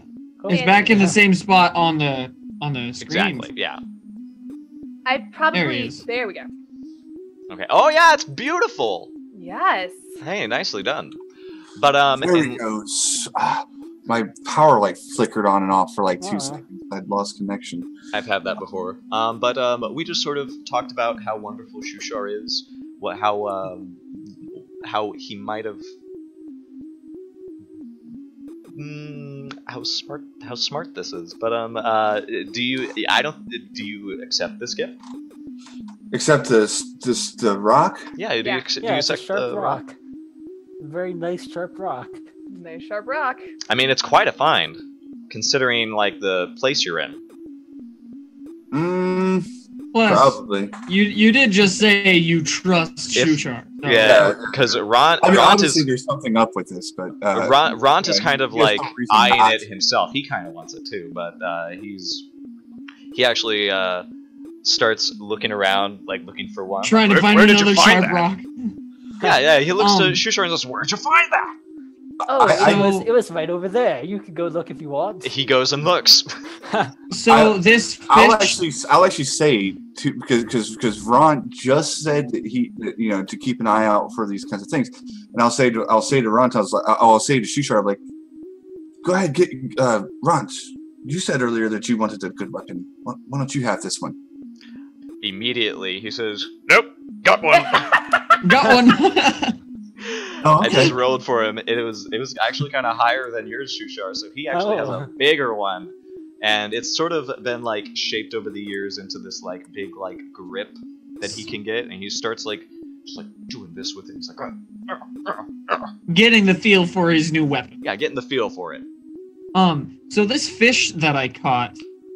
Yes, we did not get to that. This fish is, if you guys, it's enough to fill one person's belly for the night. I want to give it to Eldith. Eldith. It only removes 1 point of exhaustion. But I land near her and just like drop the fish. Also, I wouldn't mind trying to look around for some food out here now that we're on an island too. So I kind of, you already did. That survival check was supposed to like stand for like the rest of the like your attempts to look. At this point, I'm gonna say like this is the stance of where things are at. What I think we're gonna do now is we're gonna fast forward a little bit into the start of like the tail end of the second week on the Darklake, and it's been quite a Wait, I few thought we had already. This is been like the going for 2 beginning. weeks. This is like the beginning of the third week. yeah. Okay. So, as you guys are sort of traveling along the Darklake, Shushar guiding you, sort of letting you guys sort of get. You guys have a handle on the boats now. Like it was probably rough going trying to figure out how to row these things appropriately. Darendale's still going pretty hard. What a beast. Eldith's sort of jumping in here and there to give him a break because she kind of notices he's been doing it a lot. Yeah. And you, Shushar, at the head of the first boat, I'd say Jimjar and Ront as well are the first ones to notice this. You see that the lake has grown sort of narrow down the path that you have to take to go sort of northeast. And you find that there is what looks like it's probably like maybe like 90 feet wide, this channel that you're in. The ceiling is very tall, and you see that there is a huge pillar in the middle of this pathway. And you notice that there is what looks like several small shacks sort of built along the this big giant pillar of rock. And on the shoreline, you see that there's 2 boats. One of them very small. The other is a little bigger, not much, but there's like a little dock. And you also notice that one of the shacks is currently alight with candles and lanterns, and it sort of illuminates this place, this one patch of civilization that you've seen since you started rowing on the Darklake, after you just saw the Demogorgon just completely smash and tear apart Sloop Dulop. And as you guys get closer, I'm going to say Shushar, Jimjar, and Ront can sort of see that there is someone on the docks just sort of sitting there and kicking their legs idly as you guys sort of start making your approach. And Shushar, this village thing is on a large pillar column that goes from the lake to the ceiling of the Underdark? Oh, yeah. Cool. Shushar, you immediately notice that there's a Kuatoa sitting on the dock. Oh, okay. Are we within 120 feet of him? Yes, I'd say yes. Alright, I'm going to psionically call out, "Hello, fellow Kuatoa. We have traveled from Sloop Dulop, and we may require some assistance docking here. It has been a long and exhausting journey." He calls out, realizing this is something in his brain, and he says, That's wonderful. Please come forward. I will aid you in docking. Over there. and he points to a second dock that is sort of off to the side, beside this one. And he sort of like stands up and waddles over. He is also a little heavy set, but he moves ponderously, sort of like looking at you guys, and he calls out again, and he says, My name is Sloopy Doop, and I'm also here in transit. Let's see. and he just sort of like looks at all of you in your boats. Do you guys opt to dock here? Yeah. I vote. Stool votes yes. Oh, please, Because yes. they Sure, it's like they've arranged a dock specifically for us. Let's go. You know Oh, what? yeah. Hold on a second. Kind of backtracking a little bit.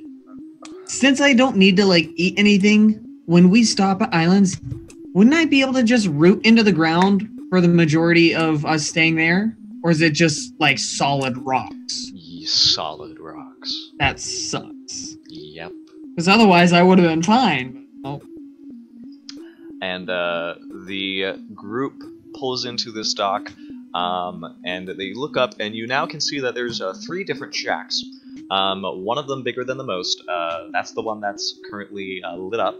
And the Kuatoa that has greeted you sort of smiles a bit. His lower jaw has like several teeth jutting out. And he just nods to Shushar, and he says, Well, it's good to hear from a fellow Kuatoa from Sloop Dulop. Welcome. Yes, thank you. You may be out of the loop of recent news of Sloop Dulop. No, I am Sloop Dulop. I am Yes, very Sloop much in the Dulop. loop. and both But of them yes. just sort of, Unfortunately, Sloop Dulop was recently destroyed, and we fortunately left. I am not aware if they are rebuilding. It was a very, very unfortunate affair. Oh dear, that is uncomforting. What caused it? Is it perhaps the drow? No, not this time. Were you aware of the politics of the Deep Father before you left? Unfortunately, that is what caused my leaving. They seemed intent on making me one of the introductory sacrifices, and I am not very keen on being killed. Yes, well, those zealots caused a rather large event that led to the destruction of our city. The leader of the zealots unfortunately escaped before we were able to apprehend her, but I do not think that she would have gotten very far. There were many foul creatures in those waters. I see. Well, let them all sink to the bottom and one day be brought up by the Sea Mother's grace. For whoever discovers them. Maybe one day I will make my way there. But that is very disheartening. I'm so broken-hearted to see this, but I am glad to finally see all of you, Shushan. Yes, thank you. It was quite the journey, but I am glad that we've arrived. Yes, please, all of you, come up. You must meet my benefactor who has granted me this moment's respite. Come! And he gestures to all of you to follow him onto the rocky shore. There are some planks that have been built to sort of lead up to a stairway that goes up to this place. And he Says, I stepped out to dip my toes in the Darklake. I have missed it as I have been recovering. And he slams his fishy fist onto the door a few times, and He says, she locks the door when she's alone. She is very paranoid. and you guys all hear this this screechy old female voice from behind the door, and this little slot opens, and you see these green, blackish eyes sort of peering out. And you hear this voice say, "Who's there?" "Oh, there are a lot of you. What do you want?" Dude, rest, please. Yes, we would like, we are travelers. We have recently passed through Slublu Dop. We are here seeking respite. We have not had eaten or had a peaceful sleep in quite some time. Slublu Dop. What has happened? Tell me, quick. It was destroyed by cultists. By cultists. Yes. By cultists. The Kuator are rampant cultists, and they have gone through many different ideologies. It's We aren't. realistic. There are no cultists among the Kuator normally. We are very, very fine religious folk. The eyes just narrow ever so slightly, and she says, "Can somebody else please explain to me what's going on?" I, do my thing, and then I say to her, a large, not like large to me, but large to every other living creature in the world. Thing? I don't really know what it is. Demogorgon? Yeah. Its Justice. name. That was its name, yes. I believe so, yeah. It just decided... Wonderful. That's wonderful. Thank you, Aram Mykos. I have been waiting for this moment. And she opens the door, and standing before you is this cloaked woman. Her skin is this pallid, pale blue, and her features are long and wrinkled, jagged bones beneath this slick skin, and her hair is this just mop of white, just this goes down her shoulders, and her arms, easily the longest part of her body, nearly touching the floor, as she gestures to all of you and says, "Come in, come in." Yes, this is as I expected. Come inside. As we enter, I want to ask her, did you call me Arumikos. Arumikos. I don't know how they pronounce it these days. That is what you are, as I have foretold. I don't say, yeah. Is that your name? I kind of whispered to Stool. Is that what you are? Well, Tiny mushroom? I am a myconid, but I'm the only myconid from the great mushroom forest, Arumiko, which other myconids have deemed to be sentient in its own right. I'm the only one other than it that is sentient. So it was shocking when she said that. As you're all led inside, this hag, as she is obviously a hag, sort of stops Jim Jar for a moment and says, Last time you were here, you stole things. Keep your hands to yourself. What? Me? No. Oh. I've never been here before in my life. and she sort of lets out this low growl as she sort of like pushes you inside, not carrying, just very frantic now, and she sort of like looks to all of you and moves towards this small little like, it looks like a little trapdoor as she opens it and just sort of reaches inside. She pulls out some bowls that have been covered with this sort of cloth. And she just reaches up and starts setting this long table that she has in the middle of the shack. The shack it's big, but now that all these people are inside, it's getting really cramped. Not everybody has a seat at the table. Several people need to step back and move away just to sort of get some room between all of you. And as she moves around, giving all of you a bowl, she starts to speak and says, I have known that this was to come ever since this fat old fool showed up. And she points to Snoopy Doop, and he goes, he just looks very sheepish that he's being called out. And she sort of grabs a bowl for herself and just points to a stove nearby that already has a fire going, and says, if any of you don't like what I've given you, you can cook it yourselves. And you look inside, and there is like a smattering of fish guts, a few raw fish, and a few long mushroom stalks as well. And she goes, oh, my apologies. And she reaches over and she picks you up, Stool, and she takes you over to this pot and just puts you in it. Woo!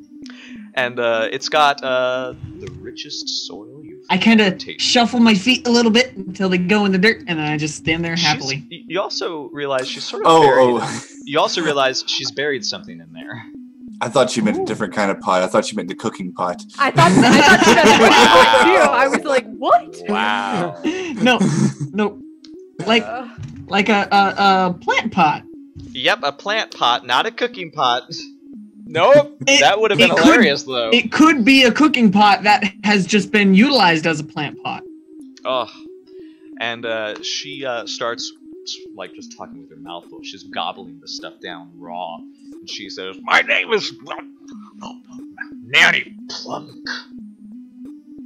She's sort of You have the most... Why are there no B's, L's, O's, or P's in your name? She Wait, no, there's a P and an L in there, and an O. Never mind. I'll be right back in 2 seconds. Okay. And she just looks to all of you and says, that's no way to talk to your nanny. I am everyone's nanny. That's Nanny, if you keep feeding us, you can be my nanny forever. weird. She says, no! I like being alone! No! It's only by circumstance that I have to appear as such. Now then, Wait, you said appear as such. Is this not what you normally look like? She ignores you. She just waves you out and says, eat your dirt. and points to Ow! Shushar, and She says, "What is your philosophy, philosopher? Who am I speaking to?"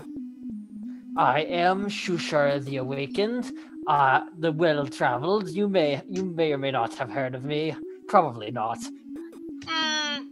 I Your am. reputation precedes you, despite how...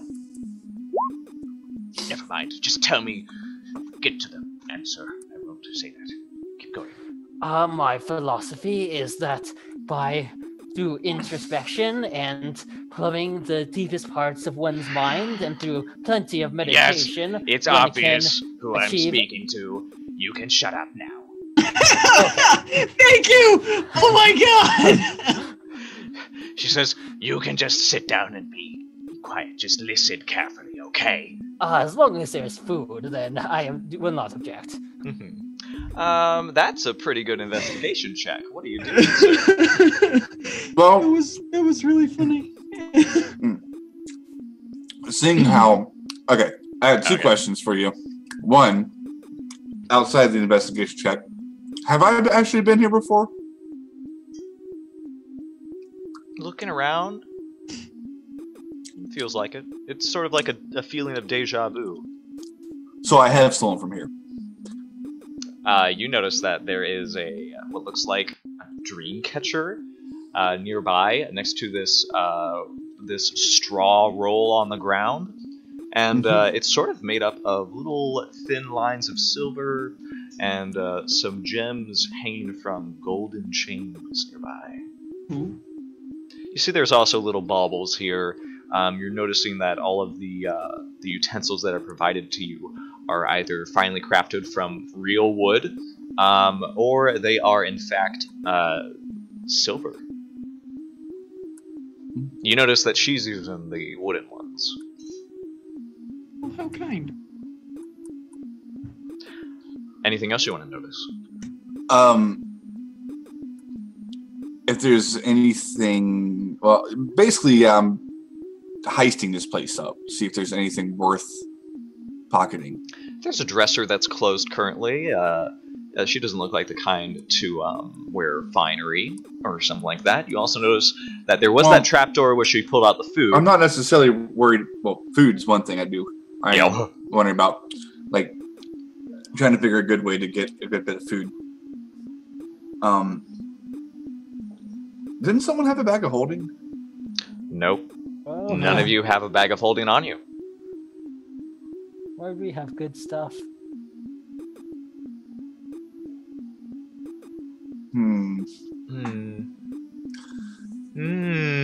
And also, you did mention that this person might be a cultist of some sort, possibly. Which one? The Kuatoa? Yeah. He's a bit odd. You can't Wait, really, the nanny can't lady? you don't see. You see that he's wearing like this tunic, and it has a symbol on it that you don't recognize. You've never seen it before, and it wasn't anything related to any of the Kuatoa religions that were in Sloop Duop. Okay. I'm just looking around to see. But the things I would be looking for would be anything like that might look like it might be magical, or some kind of like what do you call it?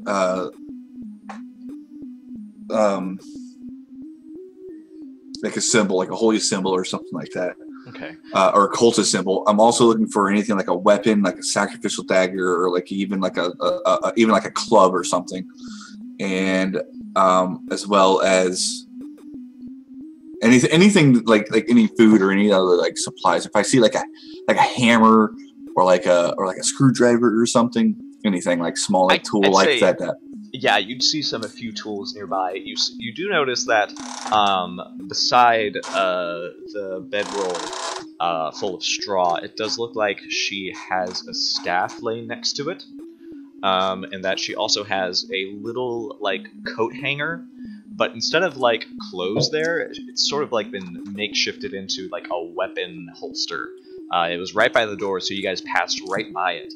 But you do notice that there is like a mace there, there is a two-handed sword that sort of like stretches all the way to the ground, and you also notice that it is weighted down by what looks like a helmet on the other side, as well as this bow that is sort of situated, just resting against it. Okay, cool. So I'm not doing anything now, but depending on how long we stay here, I'm going to try to get those things before we leave. I see. Did you say that the nanny is not a Kuatoa? Nope, she is not. What is she? She's a witch. Is she? A witch? Well, She's humanoid. It's just that she looks like your average old lady. It's just her arms are freakishly long. okay. Okay, that makes sense. Yeah. So... Turn me into a newt. She turned me into a newt! That'd be cute. I go better. So... She's talking... What was she talking about again? I forgot. She seemed to wonder, like, she seemed very pressing on her question to Shushar, and then seemed very dismissive of them afterwards. And then she sort of like looked to all of you. She seems to be moving like in a manner that has been like she's been expecting you. Yeah. Because like the fish guts are like all like proportioned to the person's size. So I'm gonna say to her, so you obviously know Shushar was gonna be here, and the other Kuatoa, you were expecting us to be coming by? Yeah, you could say that. Now let's see how to move forward with this. Let's start with you, fancy man. She curls her finger towards Sloopy Doot, and he goes, "Oh, Alright, I'll start. My name is Sloopy Doot, and I am one of the members of the Society of Brilliance. There are 5 of us, all moving throughout the Underdark, ensuring that those living in its hollow depths are safe from disaster. And recently, things have not been safe. Very bad. Very horrible. And I'm afraid, I don't mean this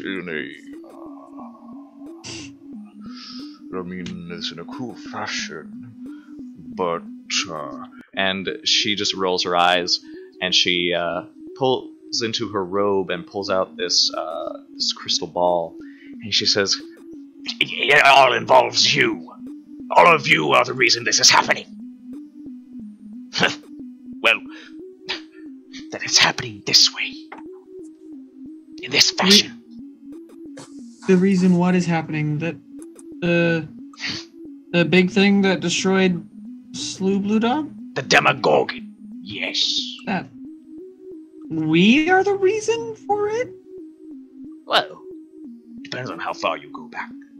she says, as she sets it on the table, and it hovers there for a moment where she set it, and she sort of looks down into it, her long fingernails just sort of dragging on the wood of the table, as she looks to all of you, and she says, You've peered into the fates. The Society of Brilliance, as foolish as they may be, and how high and mighty their ideals are unfortunately short-sighted. They cannot see as I can, as my sisters can. That is the first sign that something is wrong within our blessed domain. They are mad, my sisters. They peered too deep. But I know how to skirt the edges, and all of you have done this before. When you say that we've done this before, you've seen us do this before? No, that would be foolish. This is the first time we've met. In this instance, however. Perhaps the lot of you killed me once upon a time. Perhaps this was a different meeting altogether. I'm still only like a couple months old. I've never done this before. She rolls her eyes and says, If this is confusing to you, little one, then perhaps you should just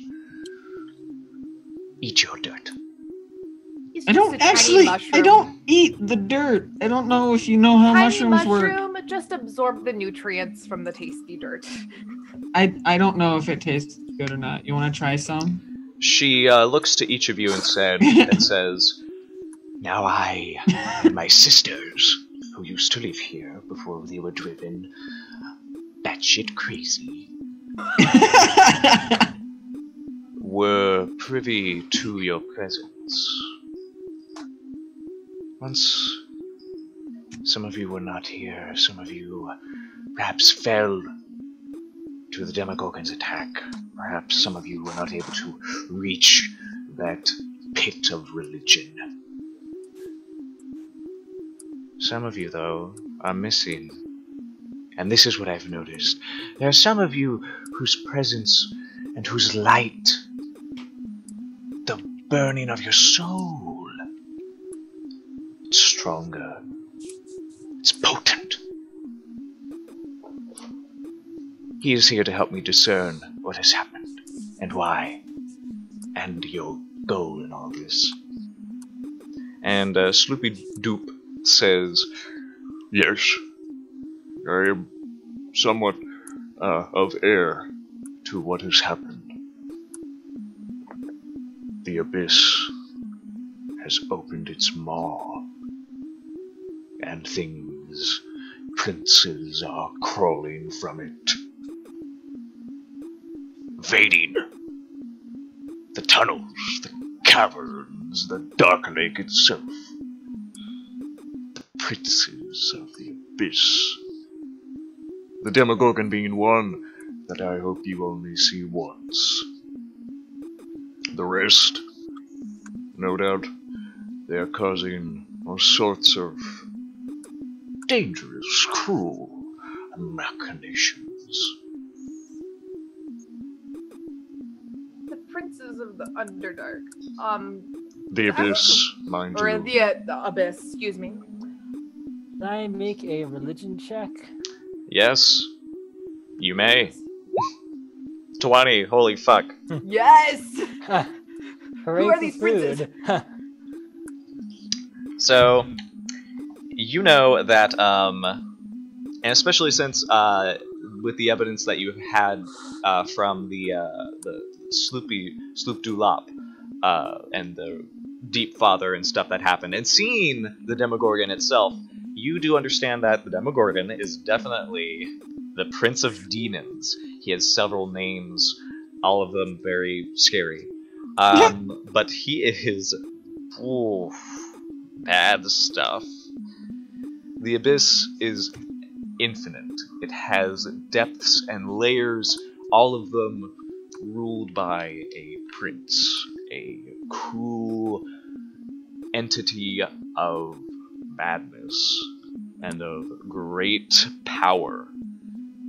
And you only know a few offhand. You sort of know that there is one that has brought gnolls into the world, Yinogu, a few others that sort of escape your mind, and you certainly don't have a vision of them. But you do know that Jewelblex is one of slimes and other molds that infest. You do know of Orcus. He's one that is hard to forget. The Prince of Undeath and stuff. Very bad. I think you would also be privy to Zugatamoy, the Abyssal Fiend of Fungus. Bless you. Oh, thank you. Bless you! What? Zugatamoy! Zugatamoy. Yes, the Demon Queen of Fungi. Just to name a few. Huh. Anything else you want to know? If the abyss is being opened up into the Underdark, then that betides very, very, very, very great tragedies for both us and the surface. Is the abyss similar to the hells? The 9 hells. It is, in that it's bad, but this is how this plane of existence is filled with demons rather than devils. This is a chaotic plane of evil. Imagine if Gotcha. the 9 hells were to have no honor, no laws, no goals except destruction for the sake of destruction, and that is the abyss. I thought that's what it was. I'm not too up on the nine. I'm 2 months old! 4.5. 4.5? Come on. Okay. Actually, no, it'd be more like 5.5 since we've been down here for like a month so far. That's true. Happy You've birthday. had a monthly birthday. Happy monthly Speaking of aging, how are my arms stubs? Your lost arm stub has grown back now that you are eating properly. Yay! You But that's it? They're you not getting any you bigger? feel like maybe 2 extra nubs coming out. Spider nubs? Spider nubs. Yeah, spider nubs. Alright. You almost have fingers. And Nanny Plunk rolls off of Shushar's point and says, Precisely. And now, they roam the Underdark, having their fun. As I have discerned the fate of what has happened, and given some leeway to the Society of Brilliance, we have concluded that something called them here. Worse, something reacted to them. Someone fought against their intentions, roaming throughout the proud carvings of civilization and order within this sad, sad Underdark that we live in. All of you carry this fate, it seems. Or at least you did. Something has gone wrong. Something has become... I cannot put a word to it. and she just looks to each of you, just scratching her pointed chin very curiously. The reason I feed you, I bring you into my home, is to ensure that you are on your way, strong once more, to do whatever it is that you have done once before. Although, some of you, this might be your first time.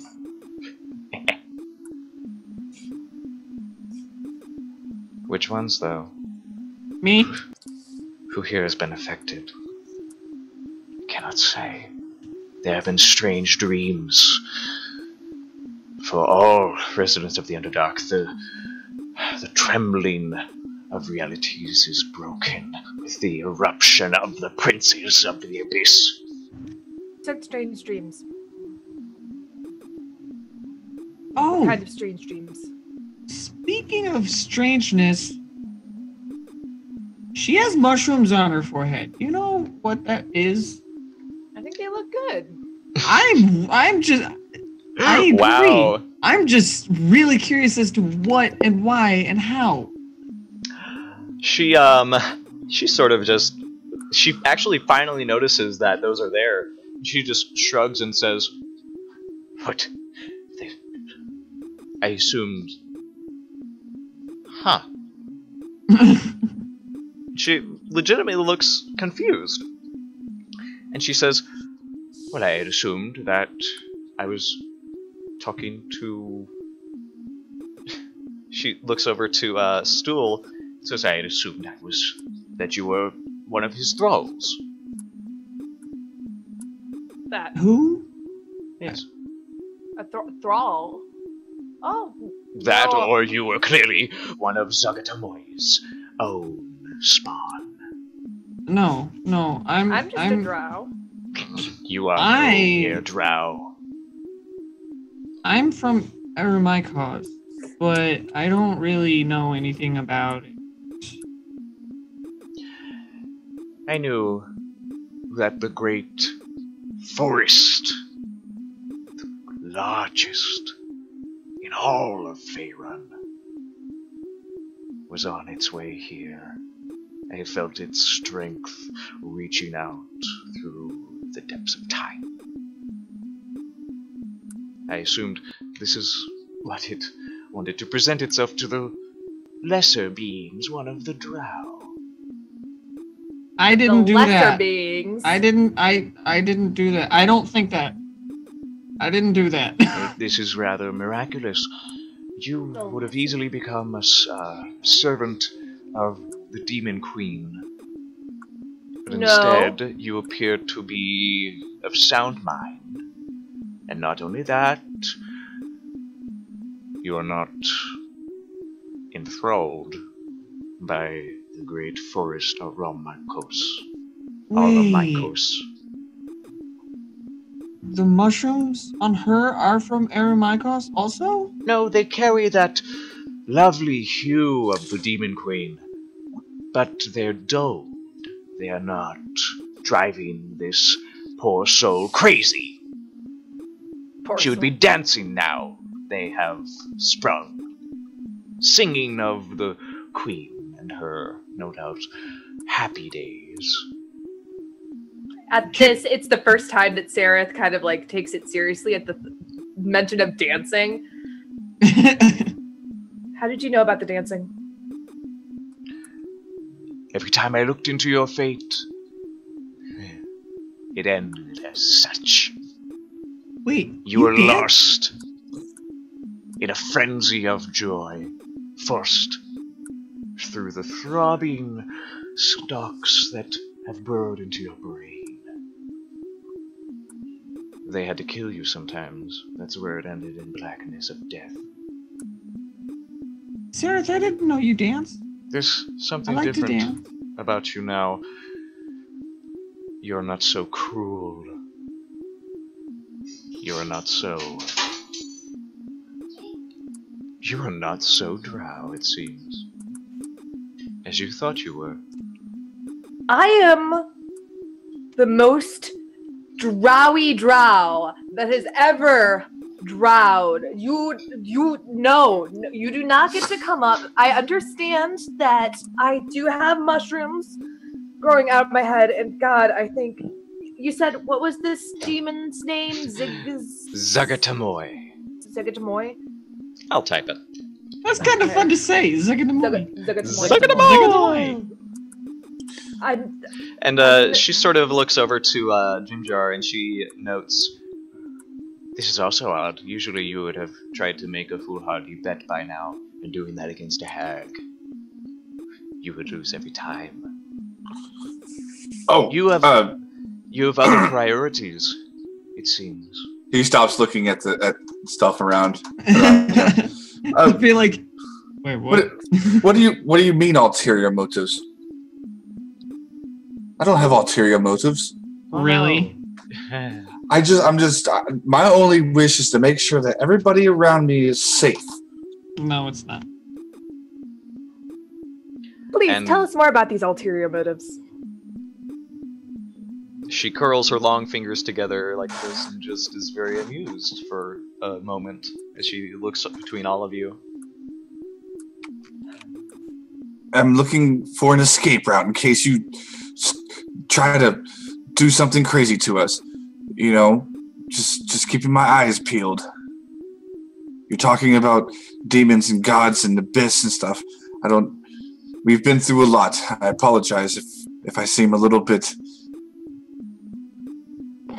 She paranoid. her smile Uh-huh. widens, and Sure. she just seems.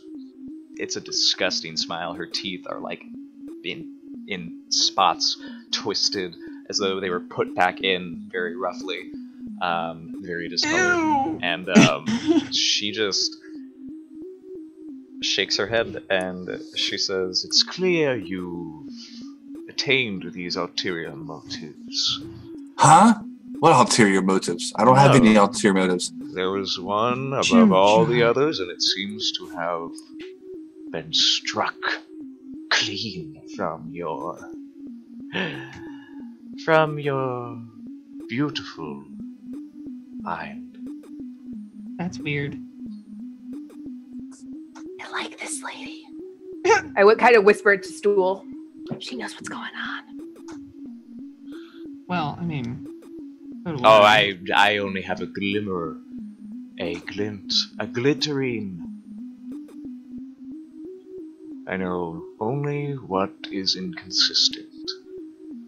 And as of right now, it seems many of you were here before, But I'm missing many. They're gone. They're lost. Or they're no longer in this plane. or maybe Who hasn't perhaps. been here before? Oh, sorry. Oh no, please. I love divining what this happy incident brings. So you said that some of us have been here before. It seems as if you know at least Stool, Jim Jar, Stu? Me. None of you is Tiny named Mushroom. What? That's me. That is the great forest of Ramikos. That He's is not a what. great forest. He's a That's I'm- just a mushroom. His name is Stool. Oh my god. Were He's- you guys not listening? She seems very. I She actually looks very perplexed. I am the only sentient mushroom from the forest of Arumaiko. The largest mushroom forest in all of the Underdark. She sort of wrinkles her nose. I'm a spawn of the forest, but I'm sentient in my own right. Can I make a history check and see if I know anything about Aramikos? I think you would have advantage as well, because you are an Underdark native. 18. That Yes. advantage helps. Good lord. Good lord, that Oh helps. man. So yes, you are most certainly privy to what a Ram Mycos is. It is a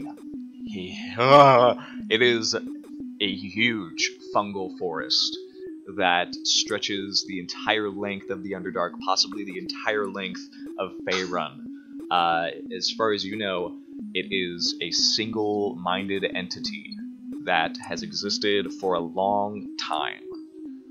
And although it's not like it seems you've met Myconids that obviously are not of like a single mind, but they sort of speak of it in reverence, as though it's sort of like the greatest entity that exists in Myconid history. And it is the only thing in all of the Underdark that can remember everything in the Underdark. And sometimes of the surface. It even stretches to the surface. Mm-hmm. Here and there, but mainly. Literally for hundreds of miles, this thing extends.